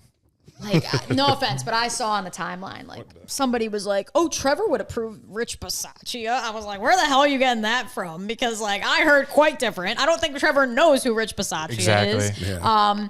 He knows who Byron Leftwich is. He knows who Doug Peterson is. What is his perception of them? I couldn't tell you. Because I asked to have an availability with Trevor, and that was Weren't the reports denied. that they were going to ask Trevor and get his opinion on the next hire? Yeah, like, no one knows. No one knows. Who would I want? My thing is, if you're building a super team for Doug, so I love the super team thought, especially now this breaking news. Well, of course. This truly, for me, this says that this is what they're doing. That they're building a super team. So But expectations here, though, usually end up. Correct. But I'm not saying it's a good super team. There are sometimes some, I mean, like, no offense, but look at the original super team, the Celtics, like, they brought all these old aging superstars in together. It didn't really work out. So build your super team right now of coaches. No, I think that's the crazy thing is, like, in my opinion, if you really are letting Joe Cullen go because you're going to get Vic Fangio, he can be this veteran defensive presence for you if you want to have a young up-and-comer and a head coach like Byron Leftwich. It works that way. That would be awesome. It would be awesome. He's a previous head coach. And then if you bring in Bisaccia, then you have two guys. So much leadership. That are former head coaches, and both are, Fangio's rough around the edges. Neither of them are like yellers. Like, neither of them are going to get in Byron's face and yell at Byron. Like, they're I was worried about, like, ego. Yeah, they're not going to try to steal his job. This is not going to be Trent Baalke, like, there's not going to be any, like, undermining. So I don't think... Yeah, so I think that would be a good pairing. My concern is if you're going to do this Peterson, Bisaccia, Fangio thing, like, you need a young, innovative OC then. You can't just have a bunch of old dudes. And, like, that would be, to bring this full circle, that would be Shad going back to and then maybe spinning it to, well, I knew I needed experience this time and people that have done it before. Mm-hmm. And so don't be surprised if he spins it that way. I think that's stupid because it's 2022. Right. Like, the Eagles won the Super Bowl 5 years ago. Like, sorry. Wow, jeez. 4, whatever it was. Vic Fangio's defense with the Bears was good 3 years ago. And, like, no offense, but, like, I called it then. The Bears were the Jaguars of 2017 in 2018. The ball is only going to bounce your way and you're going to get that many turnovers. Like, laws of gravity and rule, Murphy's Law. You're only going to get, shout out Ben Murphy. Like, you're only going to have that happen how many times, and only happen in one season, that they happen that quickly in succession in terms of turnovers and crazy outcomes. So, yeah. So my answer is, if you're going to build a super team, build it for Byron, and then you can that would make sense. Because then you can have your, I feel like Doug Peterson's going to want to hire his own staff, considering he wanted roster control. Why would he want roster control but not control of picking his own staff? Yeah. Especially Especially when they had Bisaccia and Fangio in before they went on this interview with Peterson. So, yes, I know, and John Shipley brought this up, that Spielman and Peterson have the same agent. That doesn't necessarily mean anything. My agent represents a lot of famous people, and, like, I don't know them. So, yeah, take that for what it's worth, people. That I can confirm on the record. That's firsthand knowledge.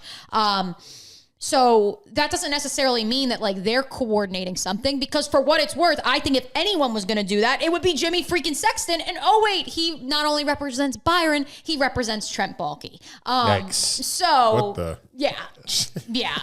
And while I think Trent is on the lower end of his clients, like, you know, this agent thing, like stop trying to play matchmaker, or like, no offense, and I love the people that said this dearly outside of this, but like, Kevin O'Connell worked for Baalke with the 49ers for one season. Like, oh my God. Like even the Adrian Wilson Byron thing, like, oh, they both were in Arizona at the same time. No. They know each other because Adrian broke Byron's ankle. That's how they know each other. Really? Yes, when he got sacked in 2005. Oh, and he missed shit. those 5 games and he came back for the Patriots playoff game. You know more Jag shit Adrian than I do. Wilson was the one. No, because I think it would be amazing. That would be if hilarious. they hire them. Like, can you just imagine? Like, I know the Bears posted Ryan Poles' picture from when he first signed with the Bears as an undrafted rookie. Like, the Jags, if they hire Byron and then Adrian Wilson, like, the content is going to be through the freaking roof. Like, beyond just being, in my opinion, a pretty sound business decision, it would be amazing. So Shad pulls off Byron and Adrian Wilson the same press conference. Is the media as tough on Shad as... No. Like, we should. Well, is Trent in the room? No. No. Oh, no. Well, No Trent. we're going to be tough on him, but like, I'm not going to be angry. But surely questions will be Right asked. in the end. Yeah, Like, surely questions will be asked like, hey, why did Trent stay so long? oh, yeah, we'll ask, but I'm not going to go at him like this roadblock. Right. I'm only going to do that when Trent's in the room. Yeah, because we'll be pissed. No, because I want to intimidate the crap out of him. If Shad can't scare you off, I will. Yeah. So just reminder, for those Game of Thrones fans out there. Oof. Yeah. Who slayed Littlefinger? That would be Arya Stark in the Game of Who Thrones. have many people said my doppelganger is? Eric. I mean, I've heard Arya. Arya? I haven't heard that. I'm not. Yeah. Is it Arya? So All right. Yeah.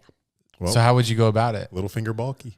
I've thought about it. Just kidding. Yeah. That sounds that's really morbid. On camera. No, I'm not trying to kill the guy. Slay him. I'll just say I've ruined some Ithaca College media careers in my There we go, past Ithaca. life. Ooh, So Ithaca, shout out. I'm Always. just Hella shout outs. No more shout outs for Ithaca. You know, listen, I don't want to be that guy, but that Ithaca listener going to be my back. power at Ithaca reached a couple of critical levels where I was like, how the hell are you guys letting me do this? Like, how am I allowed to be the senior class president and the lead on air talent and Not to just brag. be an asshole? Like, someone knocked me down a few pegs. They eventually did. But yeah, so I'm not going to come after you, Trent.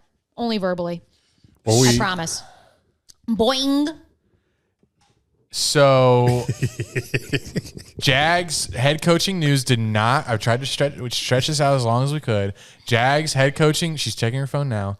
Head coaching news has not broke on the podcast. Since we are concluding this interview now, I am now hoping that it does not break for another 24 hours because we need this podcast to have life as long as, like, you know. They would drop it in the morning.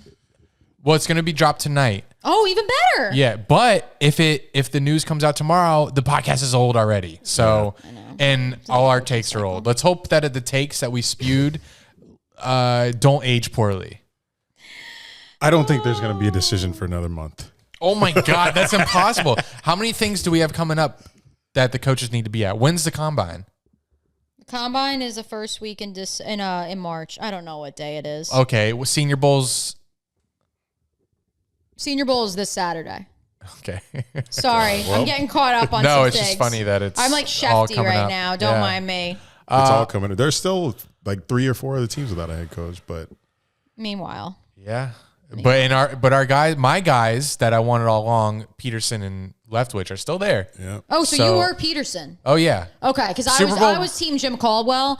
I was actually pretty disappointed to hear that his interview didn't go as well as I guess many were hoping it would. But him and Hackett were the two, from what I was told, that like came right out and they were like, I will not work with that snake.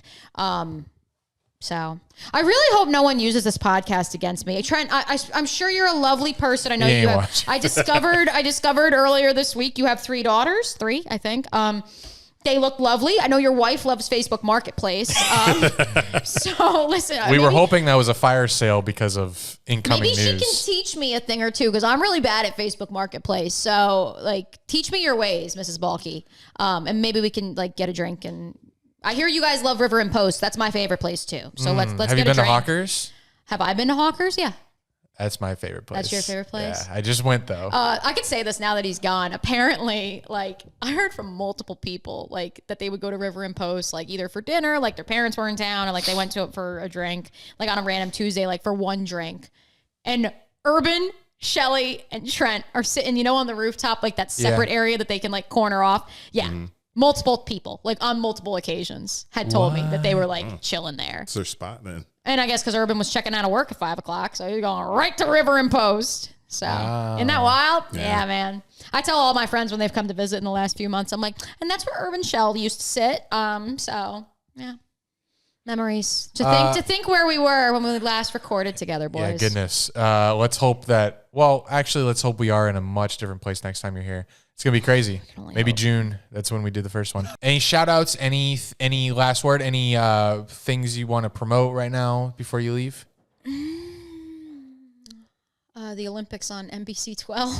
I will be hosting the Ozone the next 3 Saturdays, I think. So be sure to tune in there. No, I'm just kidding. Someone asked me today at work. They were like, "Are you excited for the Olympics?" And I literally looked at her and I was like, we have and she goes, "I know the Jags." I'm like, not even that. Like, I have like 18 other things going on between National Signing Day, Daytona, high school sports in general. The Players is less than a month away. Like, we should go to that. The Olympics in China with like nobody watching. Like, no offense. Like, I hope people watch on TV. Please watch on NBC 12. Please do. But and also the Super Bowl, also on NBC 12. Where's the Winter Olympics? I don't even know where it is. It's in Beijing. Again? Yeah. Where was That's the what I'm one? saying. Like, no one even like knows. Where was the one 4 years ago? The winter? Yeah. 4 years. Korea. Pyongyang. Pyongyang, yes. Pyeongchang. Yep. So out of college, I had no idea what I was going to do with my communications degree. Mm-hmm. And I had Mike K, who former, probably closest, you've come the closest to whatever. They never refilled his position. Yeah, correct. You're probably the closest to being able to tap into. I basically took his job and Alyssa's job. And I think that's pretty common. Pretty common knowledge at the this same point. time. Yeah, I think it's pretty common knowledge at this point. So I reached out to him. He said, reach out to me whenever you graduate or whatever. So I reached out and say, hey, you guys got anything coming up? And it was the Winter Olympics internship that I started at First Coast News. Wow. All I did was Winter Olympics stories. Yeah. And so in 2018? Or was it 2014? So Sochi. No, it was 2018. Oh, it was 2018? Yeah. When did you graduate? 2018. Oh, you did? Okay. All right. I'm an older guy. You were on not the accelerated program. I was on the opposite of that. That's okay. Yeah, that's okay. But you graduated 2015. We're all the 16. same. We're all the same age, 28. Okay, I want to make sure we're all the same age. That's why I'm like doing class of 11. Yes, we all 3 of us graduated high school in 2011. Yes. Break.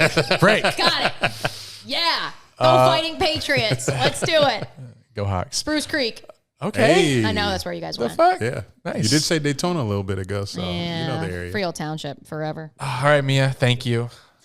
We went an hour. I'm sorry to the camera. It's okay. We've I'm had sorry people that I begging smell for like a 3-hour like pod. a teenage boy, and I've invaded your property. I wouldn't know the difference between that and myself, so we probably smell the same. Well said. I've gone to the gym and work today before taking and I haven't taken a shower yet. Not to brag, I went to the gym before work. I skipped the gym today, and I feel really bad about it. It's okay. But I ran around a lot. And you have ribs and pizza at home. Yeah, I do. You've done your job today. You're fine. Thank you, Mia. Thanks, guys. Hopefully we have who we want next time we talk. I can only hope and pray. Thank you, Mia, for joining us and giving us an hour of your time to talk Jaguars. If you're not a Jaguars fan, hope you found some entertainment in that. I'm sure you did. Still, we're a little close. We are close. Still Jaguars related. Have a question. If the Jaguars made the Super Bowl, I think we've touched on this before. If the Jaguars made the Super Bowl, considering the price, I don't know the prices. I know they're high. Would you attend? Well, if it was this year, absolutely not. Because this year it's in LA. I understand the halftime show they're doing is absolutely wild. Like star-studded, Dr. Dre, Missy Elliott, Kendrick Lamar, Eminem. I think I'm missing one. There's like one more. Snoop Dogg. So I understand that comes with the ticket price. You're watching the Super Bowl plus a concert. But how the fuck is any regular fan supposed to attend that game? I've seen nosebleeds for the lowest is like 5,200. Shit, I could do so much with that rather than go to a football game. And then the highest I saw, I thought it was 52,000, but there's actually a higher ticket that's $64,000. Was it where we sat when we went to SoFi? No, it's like a little bit above it, but it's lower level, but it's not field level. I can't even imagine what those field levels are. For even that. though it's like not the best view, it's the access that you're paying for. I can't imagine what those. But no, if ticket prices were that high when the Jags made it, absolutely not. I'm not going. I'm going to find a way to find a sponsor or something to send me out there out of desperation, or I'll just go to a local Jags bar because that'll be 10 times more lit than some rich people that don't give a fuck about either team at the Super Bowl. So yeah. It depends on the location and the ticket price. Yeah, LA just screams like it figures that this is the prices. It's pricing out of the normal person, and that's like the LA housing market. It's like the LA everything. This is going to be. I feel bad for Cincinnati fans that one, but I think they get season ticket holders get first dibs at like normal prices. I don't know, haven't been. I think those. Or has my team. I think those Cincinnati people will be just fine turning up in those local bars there. For a day. Yeah. All right. Prize picks. I have some good prize picks news. Go ahead. Oh, do you? Well, good. Could have been better. Oh, well, before we talk about that, did you know that Prize Picks is a daily over-under fantasy app available in 28 states? Unfortunately, I was in Ohio and Tennessee, and I could not play in those states, but I could play when I was in Kentucky. But you pick an over and under on 2 to 5 players. You can do 2 minimum, 5 maximum, an over-under on their projections, and you can win up to 10 times your money on any entry. You can also mix sports. And I had been in my NBA bag recently, so I got a little cocky this evening, and I did a 3-pick power play with Jaylen Brown, John Morant, and Joel Embiid with his points, rebounds, and assists. And I put $105 on it, which would have paid $525. And it always looks great when you see that final number that it's going to pay out. But I never hit that place entry button with confidence. And one day I'm going to land a big one above 250, but for now, it's not it. So what's your good news about this damn app? It's actually not as good as news as I prefaced with. I bet $40 on the Rams 49ers game, and it was OBJ to go over like 4 receptions. That was easy. Yeah, he got fed. Cooper Kupp to go over 100 yards receiving. Easy. And what was the other one? Check. No, there were. Okay. Well, I didn't want to make it that long. But the one I missed, the one I lost was my final one. Everyone hit over. I was all overs. My one under was Elijah Mitchell. And I don't know why I did this. I said under 2.5 targets. And I'm thinking, okay, they have Debo. So how many times are they going to actually target Mitchell in the passing game? And it's 2.5. That's low. It's low for a reason. Maybe he gets like 1 target, 2 targets. I'm like 3? But yep, he got exactly 3. So I lost by 0.5, and I went from about to win $400 to only making 80. But I did get OBJ over, Cooper Kupp over. Oh, and I also did Debo Samuel. I said over 0.5 touchdowns, and he scored that long-ass screenplay. That I was so I was yelling here. I was by myself. I was like, let's fucking go. I was so hyped because that was one of the ones I knew. I felt good about Stafford going over 23.5 pass completions. Felt good about Kupp. Felt good about OBJ. Elijah Mitchell has a liffy, but I needed that Debo Samuel to at least get 3 right. Cooper Kupp is 102.5 for the Super Bowl. Smashing the over? What is he? 102.5 Versus Bengals. Oh God, he should be. Bengals, they stopped Mahommes in the second half. What they going to do about this? We'll talk about that next week, but, Super Bowl lit. So what I'm going to do for Prize Picks before this weekend, since I have $100 left to bet before I'm, cleared out, and I'm not going to do a whole $100 bet. So what I'm going to do, I'm going to take half of it. I'm going to take $50, and the first person that uses Prize Picks to tweet me an entry for Wednesday night or Thursday night, whoever tweets me first, I'm going to place it on that, and if we win, I'll split the money with you. $50 entry, 2 to 5 players, all NBA, whether it's Wednesday night or Thursday night.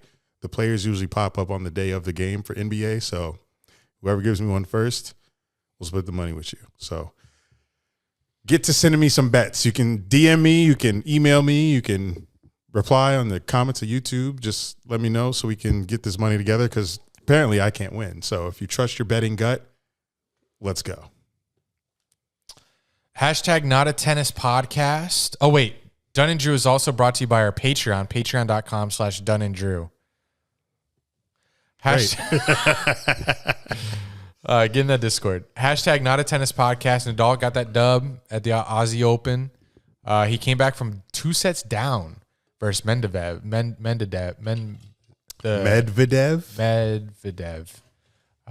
Which was amazing because now he's tomato my bait. Now he's taking the lead. He has more than Roger, more than Joker. More what?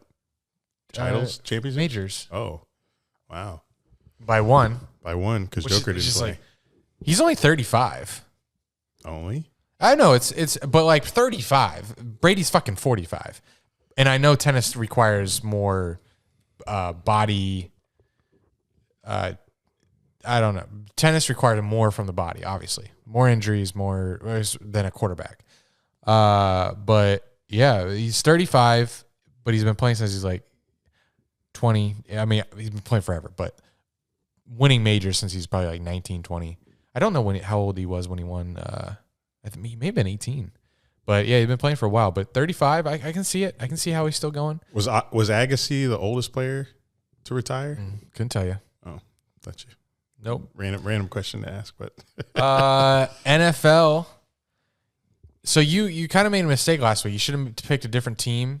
We both got Bengals, Chiefs wrong. Both picked Chiefs, and I think I did a good thing here because the season's not over, and I really believed in the Chiefs Rams pick. So if I would have lost one of those, I would really had no chance. So I'll take the fucking tie for conference championship weekend, because we're going into Super Bowl weekend, and what we're going to do instead of just, picking the one game is we'll do the spread and the over-under so that there's a chance to go 2-0 and win it all. So I won't pick the same picks as you this time. So okay, whoever you pick for the spread, I'll pick the opposite, and whatever over-under you choose, I'm going to pick the opposite. And hopefully I go sweep on that. So let's review last week. It was not the letdown that everyone was expecting to have after such an amazing divisional round. I was, for one, expecting the Chiefs-Bengals to be a blowout. Yes. I did not expect the Bengals to be able to hang with Mahommes. And it looked that way to start the game. It's like I tweeted out, good luck to whoever has to face the Chiefs offense after the Bengals do, because this is like they looked so they were able to run the ball effortlessly, and Mahomes was passing to Kelsey, who was open. If he has a linebacker on him, he's open. If he has a corner, he's big enough to where he's always open. Or he was passing to Tyreek, who was always open, or Hartman, or Pringle. This offense looks unstoppable and stupid. Second half, they looked stupid, not the good way. Yeah. Stupid. I don't know what fucking happened to the Chiefs in the second half. They only had one field goal. They got 0 points in the third quarter, and I don't think I'm used to that as a Jags fan. I'm sure Chiefs fans were like, what the fuck is going on? 0 points? This isn't the Chiefs. This isn't Chiefs offense. So something happened halftime that got turned around. I don't know what the fuck happened, but to hold the Chiefs to 0 points in their home stadium in a conference championship game is pretty fucking insane. And the only points they scored or a game-winning field goal to send that bitch to overtime because they were losing, and they almost took themselves out of field goal range because that fucking scramble shit Mahommes does where he always gets away and eventually finds somebody down the field open, that shit wasn't working all second half. And he did that shit on a 3rd and long, and he was scrambling for his life, running clock down. Nobody was open, and he just kept going and going, didn't throw the ball away, took a sack. It's like where, and he fumbled. I think he fumbled on that play as well, and he recovered it. So they got so fucking lucky. But something just was in the air that game that Mahomes was looking, pedestrian. And even though they won that coin flip, the football gods were like, nope, this is the Bengals game to win. And, hey, now look what we got, the same scenario that we did for Chiefs-Bills with overtime after everyone was bitching about OT. And then the Bengals defense got the stop.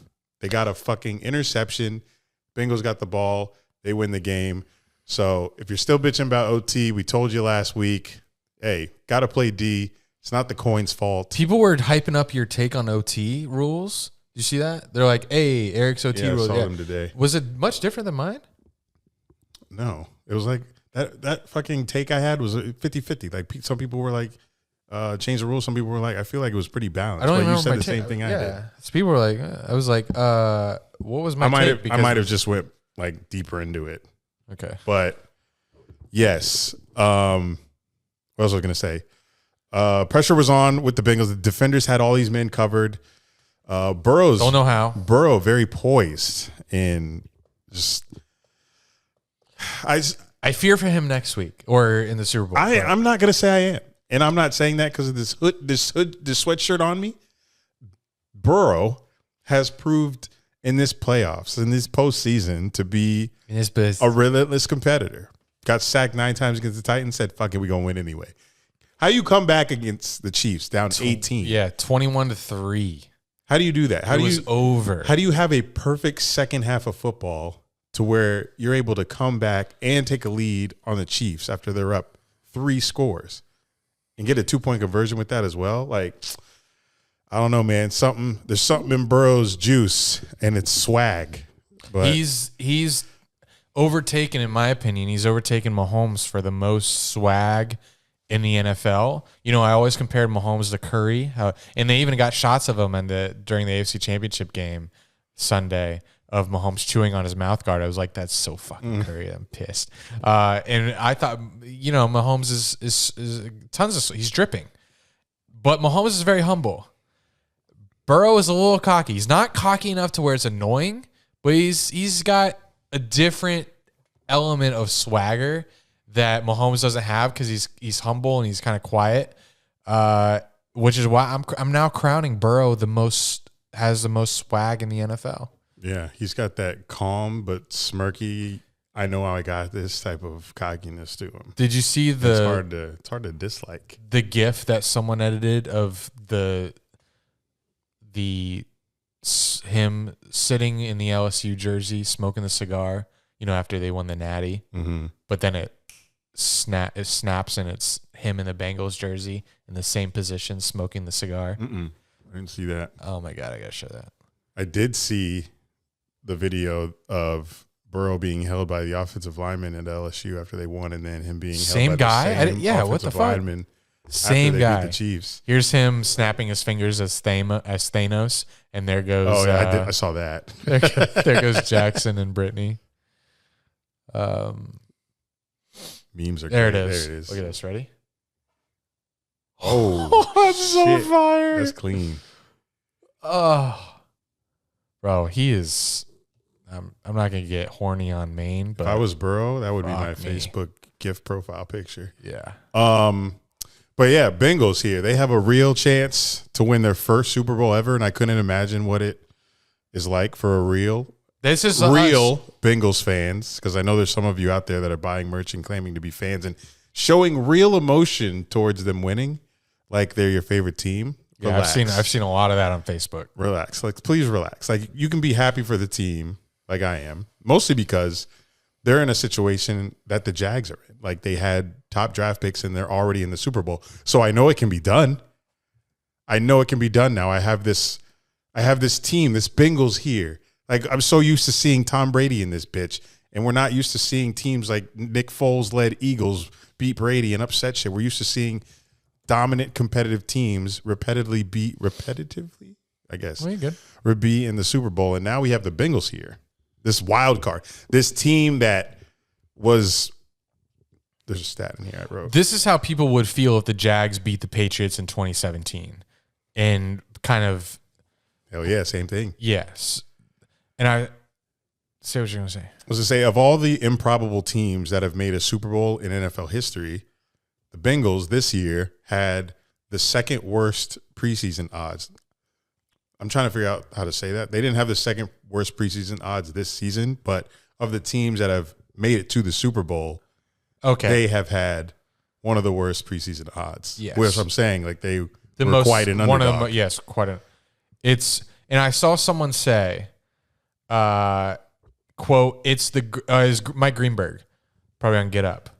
By the way, shout out to Mike Greenberg for an excellent interview with Brian Flores on Get Up this morning. I love the way how professional he is when he's always like, now let me clarify. Yeah, this. and he touches the desk, and I saw that. He's like, wow, I like how he's touching it. He's like, because he's like trying to make him comfortable. He's like, he was touching the desk a lot and like looking at him in the eye. Yeah. It was a great interview. He killed that. Because he knows that people will misconstrue shit. So he's like, let me just be absolutely clear. I wish I could do a Greenberg impression. It's a good one. So he said, quote, it's the greatest turnaround in NFL history. It's the Jaguars winning the Super Bowl next year. That's how improbable this is. Told you. It would be just like us. It could happen. And he says the greatest turnaround in NFL history. And I guess so because they actually made the Super Bowl. But don't forget, the Jaguars were 3-13 the year before they made the AFC Championship game, and they did not draft a Joe Burrow. Thank you. They did that after drafting Leonard Fournette. That's a pretty good turnaround. Yeah. Without drafting a Heisman-winning quarterback. You don't have to go back that far to find something this crazy. So shout out to Jags 2017. And shout out to Jags 2023 for when we do it all over, or 2022, for when we do it all over again. Hey, as long as everything we talked about with Mia happens and falls right into our lap in good favor, then I could Coach see Super Team. Coach Super Team, I could see us absolutely running through the AFC. I can see shit kind of stacked. But my question Bro, is, the AFC is so stacked. Like, how hasn't this happened for Herbert? Like, Herbert is a great fucking quarterback. He's got just as good weapons. Yeah, he's got just as good weapons. He's got an amazing running back in Eckler. And why can't he do the same? Is it the coaching? Is it the defense? I don't know. But it just sucks because Burrow's able to do this with the same amount of weapons and no offensive line. But, I mean, go back to the draft we had this past year where everyone was like, oh, Bengals fucked up. Bengals fucked up. They took Jace instead of Penny. And now they're sitting here in the fucking Super Bowl. It's crazy. I remember when we were at the draft and we were talking to people around, Browns fans around us, like, wow, I cannot believe they picked Chase over Penei Sewell. Like, Joe Burrow's going to probably piss, right? But no, Joe Burrow wasn't pissed. This is his boy. They're about to, and then they went, like, imagine someone drops in right there. We're at the draft. Someone says, hey, by the way, Bengals, they go in a Super Bowl this year after that pick. What would your reaction be? I'm like, shut the fuck up, you stupid cunt. Oh, Jesus. And now they're here. Yeah, but they're here. It's so weird to see the Bengals name next to anything Super Bowl related because it's like I've never seen this fucking team there. It's like seeing ours. Rams, we saw Rams back in 2017. They pretty much have the same team other than the quarterback, same coach. They just replaced Goff with Stafford, which is why preseason we were like, okay, Stafford's a pretty damn good quarterback. You replace Goff with him, you should be able to, be dominant, especially if you made the Super Bowl with Jared Goff. And then they add Odell, Aaron Donald. I mean, we already had him, but they got Jalen Ramsey and Von Miller. Team was stacked. Yeah, that team they're winning the Super Bowl, obviously. Spoiler alert to my Super Bowl pick. But yeah, this team it's super team. And I think maybe teams in the future will use this as a model. It's a copycat league, but our team's willing to give up first-round picks as easily as the Rams have been to acquire the talent that they have. If this Super Bowl did not work, they'd be in some trouble. Yeah, this is the super team that we said if they don't make it to the Super Bowl, back when they made their last acquisition, which I think was Von Miller, or it was Odell, don't matter. Point is, if they didn't make it to the Super Bowl this year, they were going to get clowned like shit. Well, here they are. After fighting for their lives the past 2 games, like 49ers was not a guaranteed win. Like they got a game-winning field goal in that game and played some defense because Jimmy's not, all he cracked out to be. And then before that, they almost gave up that shit to Brady. So they didn't get here no easy road themselves, but they finally made it to the Super Bowl. They're hosting in L.A. Going to be expensive-ass tickets. We're going to see Jalen get a fucking Super Bowl ring most likely. But if Burrow come out here and win that shit, bro, he going to be early GOAT. Bro. He going to be early GOAT. He's set for his career. If he wins the Super Bowl, like he'll get so good so quick because he'll have no pressure. Like all the pressure will be off. If they don't win, it'll be like, can they get back? Mm-hmm. Let's get back. We need to get back. Like that's the bar now. If they win, he's just chilling. Yeah. Kind of like because they're not supposed to be here right now. To make it this far, next season is just going to be like, how do you come back from that after a season where you had nobody expecting you to make it this far? Probably not even make the playoffs. Really, you make it all the way to the Super Bowl, all the way to the Super Bowl. But for the Rams, there's no more Brady in their way, no more Mahommes. You only have to beat Joe Burrow now. Second-year quarterback. Get to him. Put pressure on him. You win your ring. Shouldn't be hard. Offensive line is doo-doo. You have Von Miller and Aaron Donald. We'll get into it more next week. Do we have any review of the Niners-Rams game that we have to touch on? I'm just sad for Debo because he put that team on his fucking back. But last week, I said 49ers, Jimmy G had been carried to this position because he had thrown no touchdowns the past 2 games. So and even in this game, the only touchdown pass he had, I think, was that little screen, and Debo took it for 70 fucking yards or some shit like that. But it wasn't enough, and I didn't think Jimmy G was going to be able to do enough to beat this Rams team. And it was just heartbreaking to see Debo on the sideline there because I've been on this man's bandwagon ever since trading for him in fantasy. I've been watching his games and just been knowing how dynamic he is in their offense and making me pick the over 0.5 touchdowns every time on Prize Pick because I know that shit's a lock. So to see him finally get kicked out because Jimmy G just doesn't have it in him, because this game was close the entire way. And if Jimmy G was just a little better, they would have been able to make that offense score at least one more time for them to win that game. Who do they have as a receiver outside of Debo? Do they have anyone that scares anyone? Kittle and Ayuk. Oh yeah, they do have Kittle. And then and Ayuk. And Elijah Mitchell pretty fucking good in the run game. But Jimmy G most likely going to get traded to probably the Vikings. I'm thinking Steelers or Titans.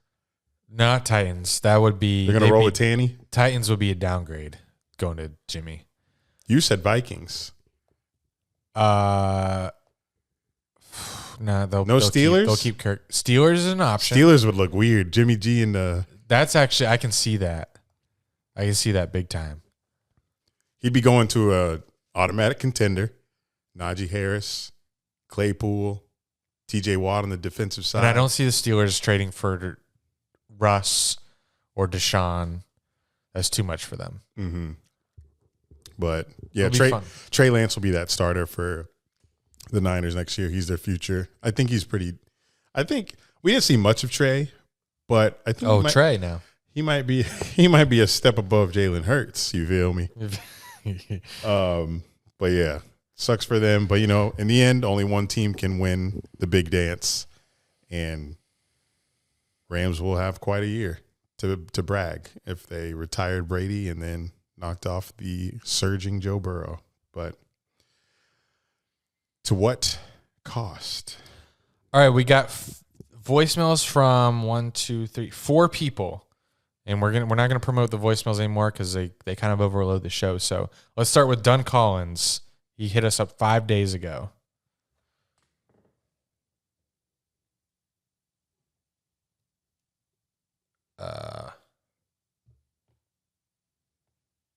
Something might be wrong on my end. Let me try. Oh. Yo, what's up, Dunn and Drew? It's Bryce calling from Ohio. I got a question for you guys that I'd be interested in hearing your take on. Matthew Stafford, If he wins the Super Bowl in 2 weeks, do you believe that puts him into the Hall of Fame or not? Because I know the talk around him the whole entire time of being in Detroit was he's got the stats. His stats are great. He just doesn't have a deep playoff push, let alone even making the playoffs a whole bunch of times, just because the Detroit team was so bad.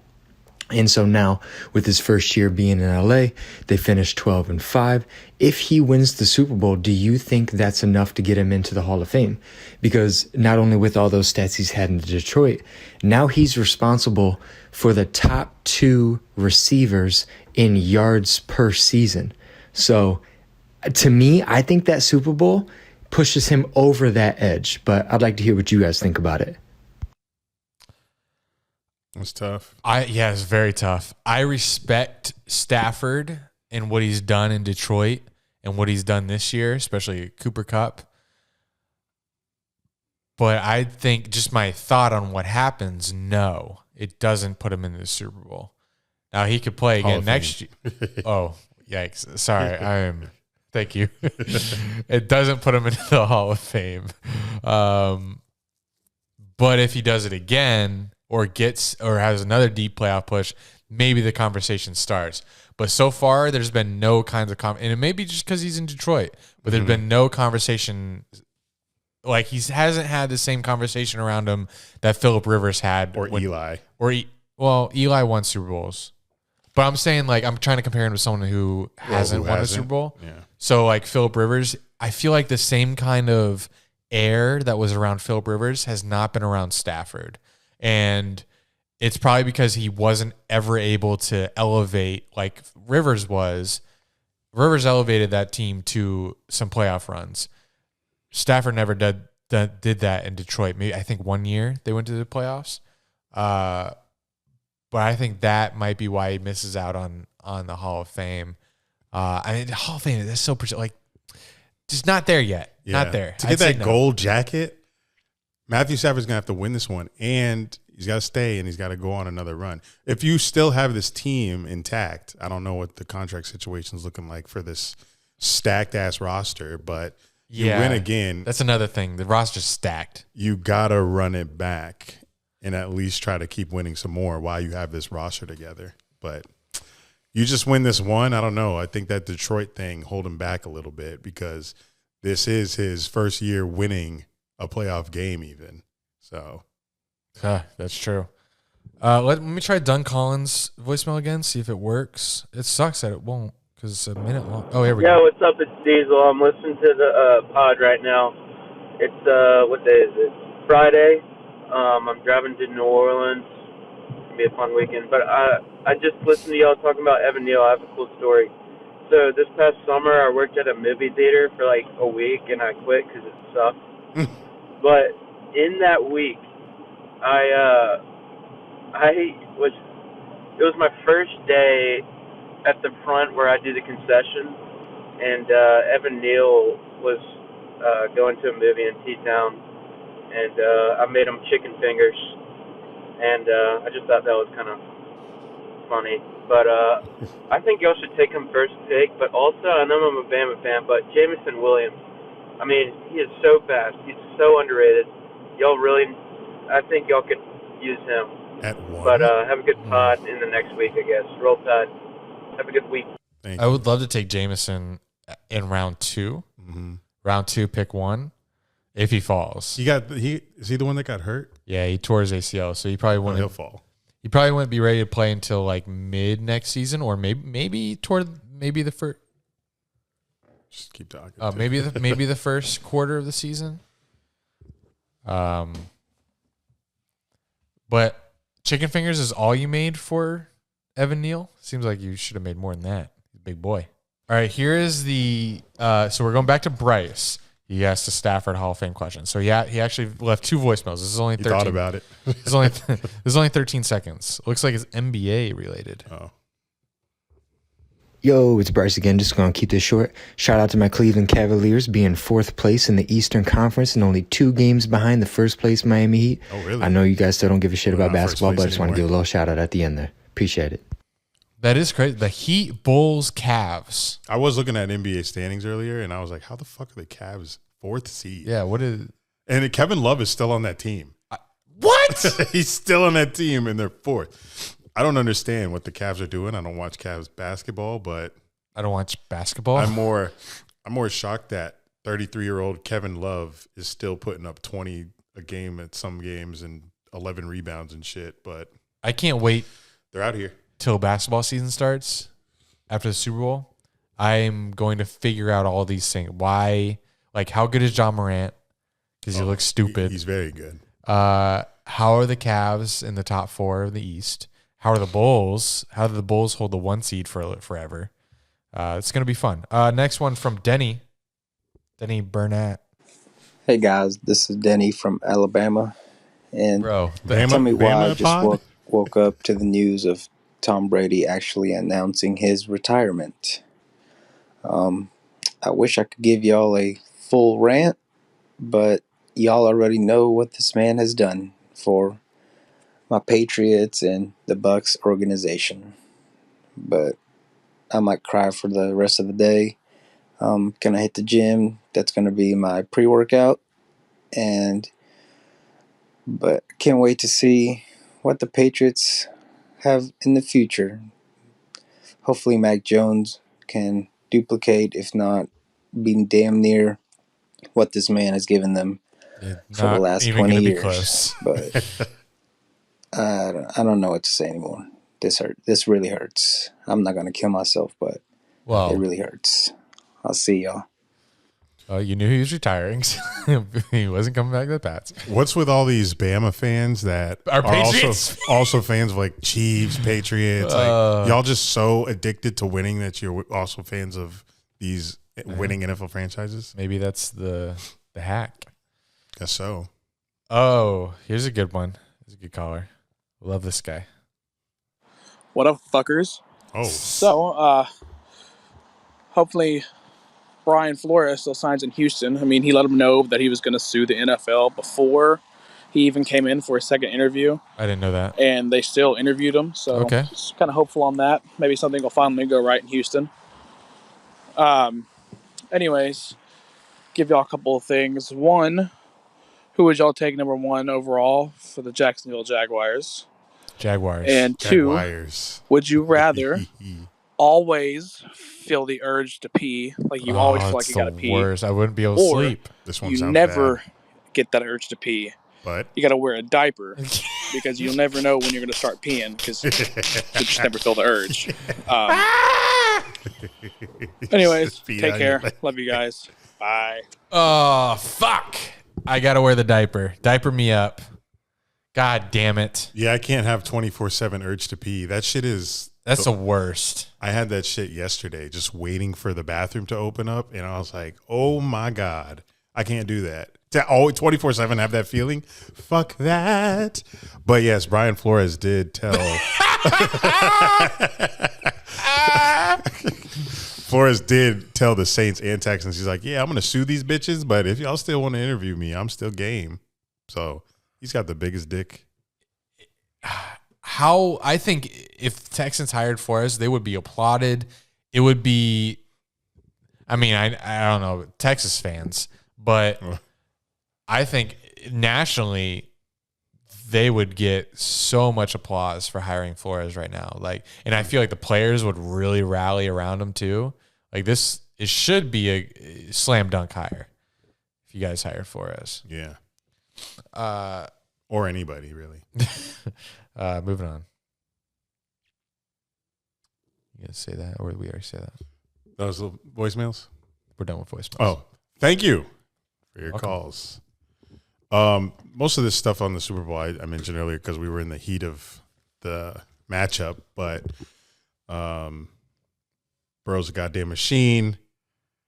I'm a Bengals fan for the game.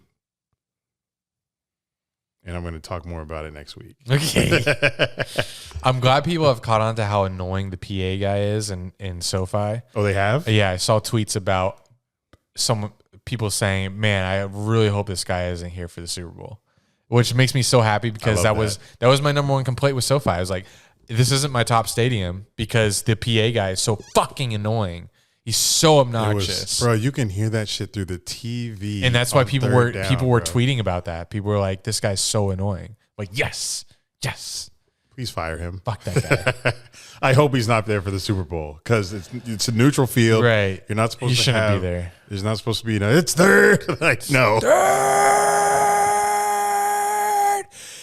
down. And then whose house? Run's house.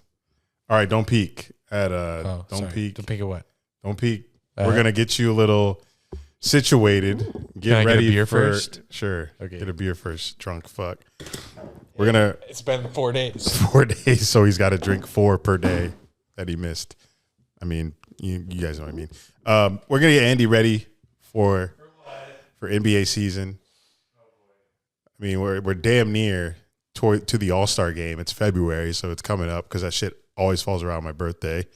It's actually during my birthday week. I would go, but tickets are expensive. Like every fucking goddamn sporting weekend. Where is it? Orlando? It's in Cleveland, Ew. but the tickets are insane. Just kidding. We love Cleveland. But the NBA All-Star starters have been named, and I wonder if I should have you just guess like the point guard and centers and shit for I'm East ready. versus West. Whatever you want me to do, I'm ready. We'll start with the East.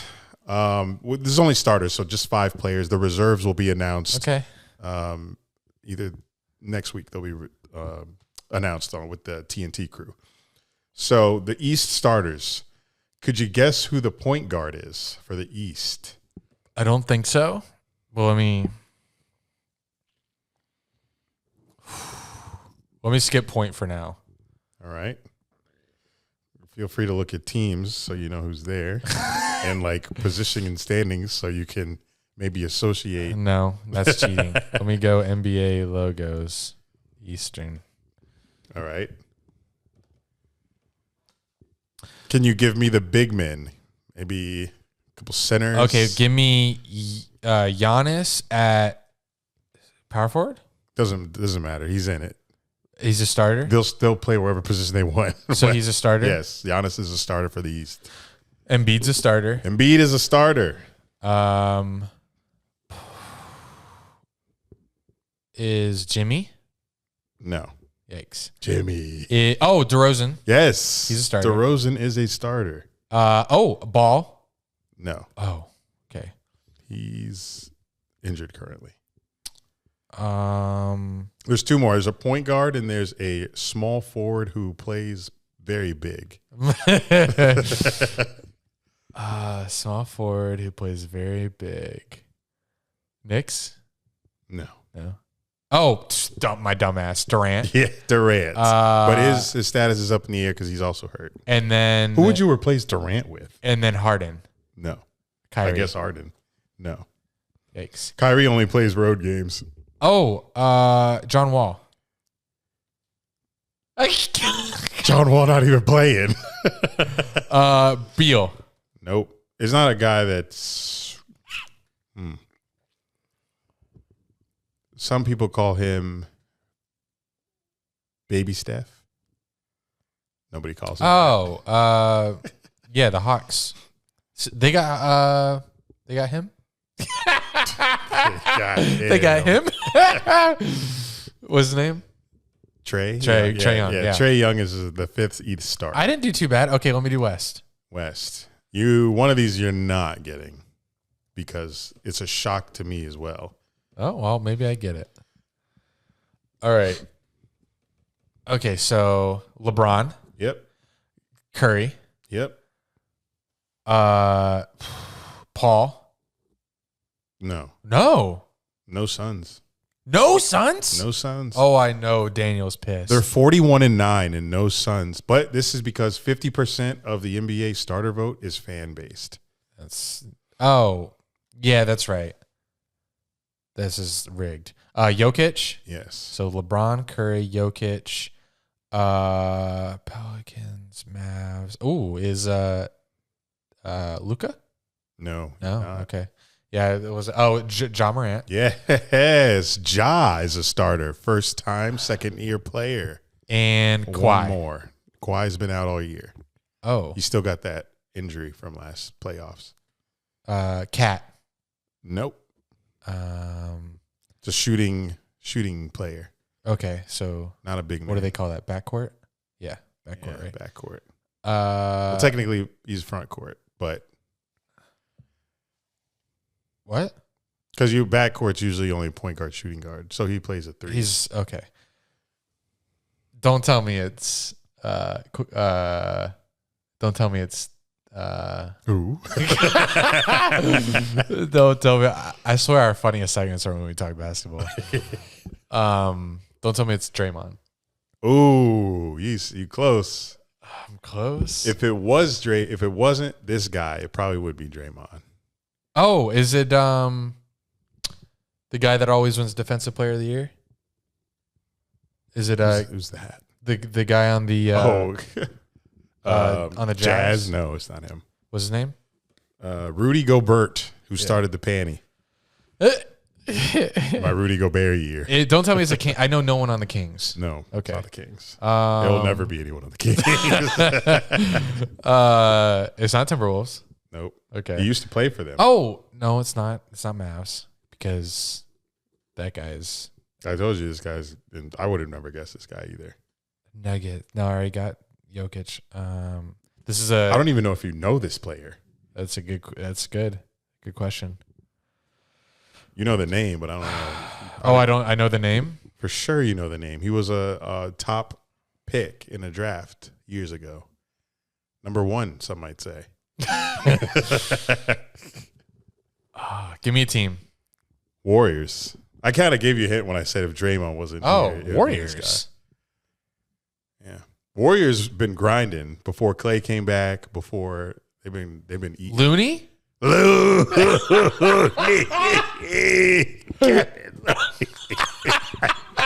said that low key confident. I know. No, bro. What on the Warriors? Someone on the Warriors made the All-Star. So they have two All-Star. So they have 2 All-Star starters, and yes, the second one is not named Clay or Draymond. Not Clay or Draymond. The fuck. That's why this team's going to the finals. Mm-hmm. Give me the name. Andrew Wiggins. Oh.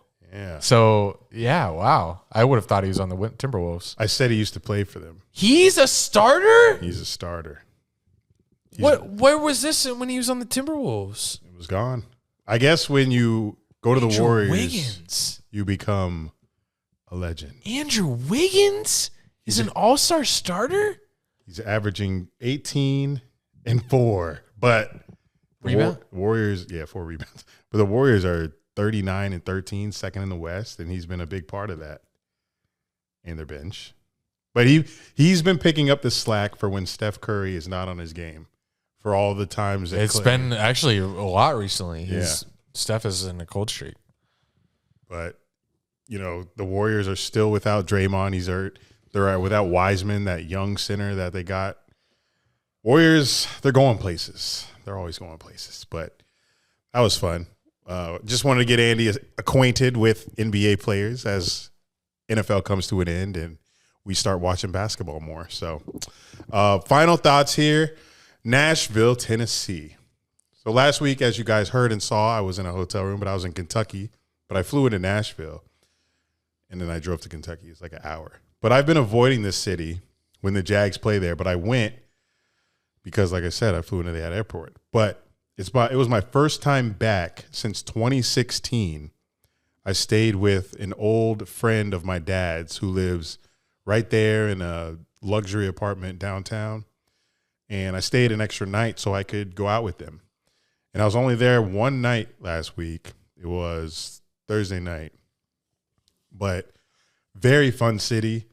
I want to go back again. We hit up a Mexican restaurant, but it was very lively. It wasn't like dead vibes. And then we went to a jazz lounge with live music bar. Like every bar has live music there. We went to this very cool, chill, like soulful lounge. It was fucking dope. And then walking down Broadway, it's like a very mini Vegas like feel because it's just the bright lights and all that. I'd like to visit. But it's Nashville, so it's a lot of country music, live country music. But Love it. But the bar we went to was Soul and just people that were covering like Outkast and Bruno and stuff like that. But it was great atmosphere anywhere you go, and I definitely want to go back, but hopefully not for a Jags Titans game because I know what the result will be. Hopefully just to have a good time there. My final thought, we are only a month away from daylight saving time coming back, so get ready to move your clocks to where we get more sunlight in the day. You know, that's my favorite time of year. It sucks when the sun is down by the time you get back home from work. So Yeah.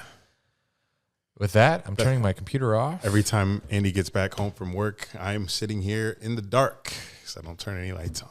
Yeah, it's a little depressing. bad.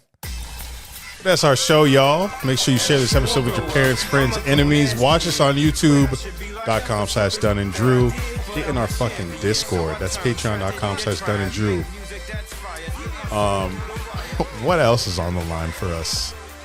That roommate coming soon. We'll keep you posted on that. Andy made tuna casserole again. I'm going to go try some. Just kidding. But until next time, this has been Dun and Drew, baby.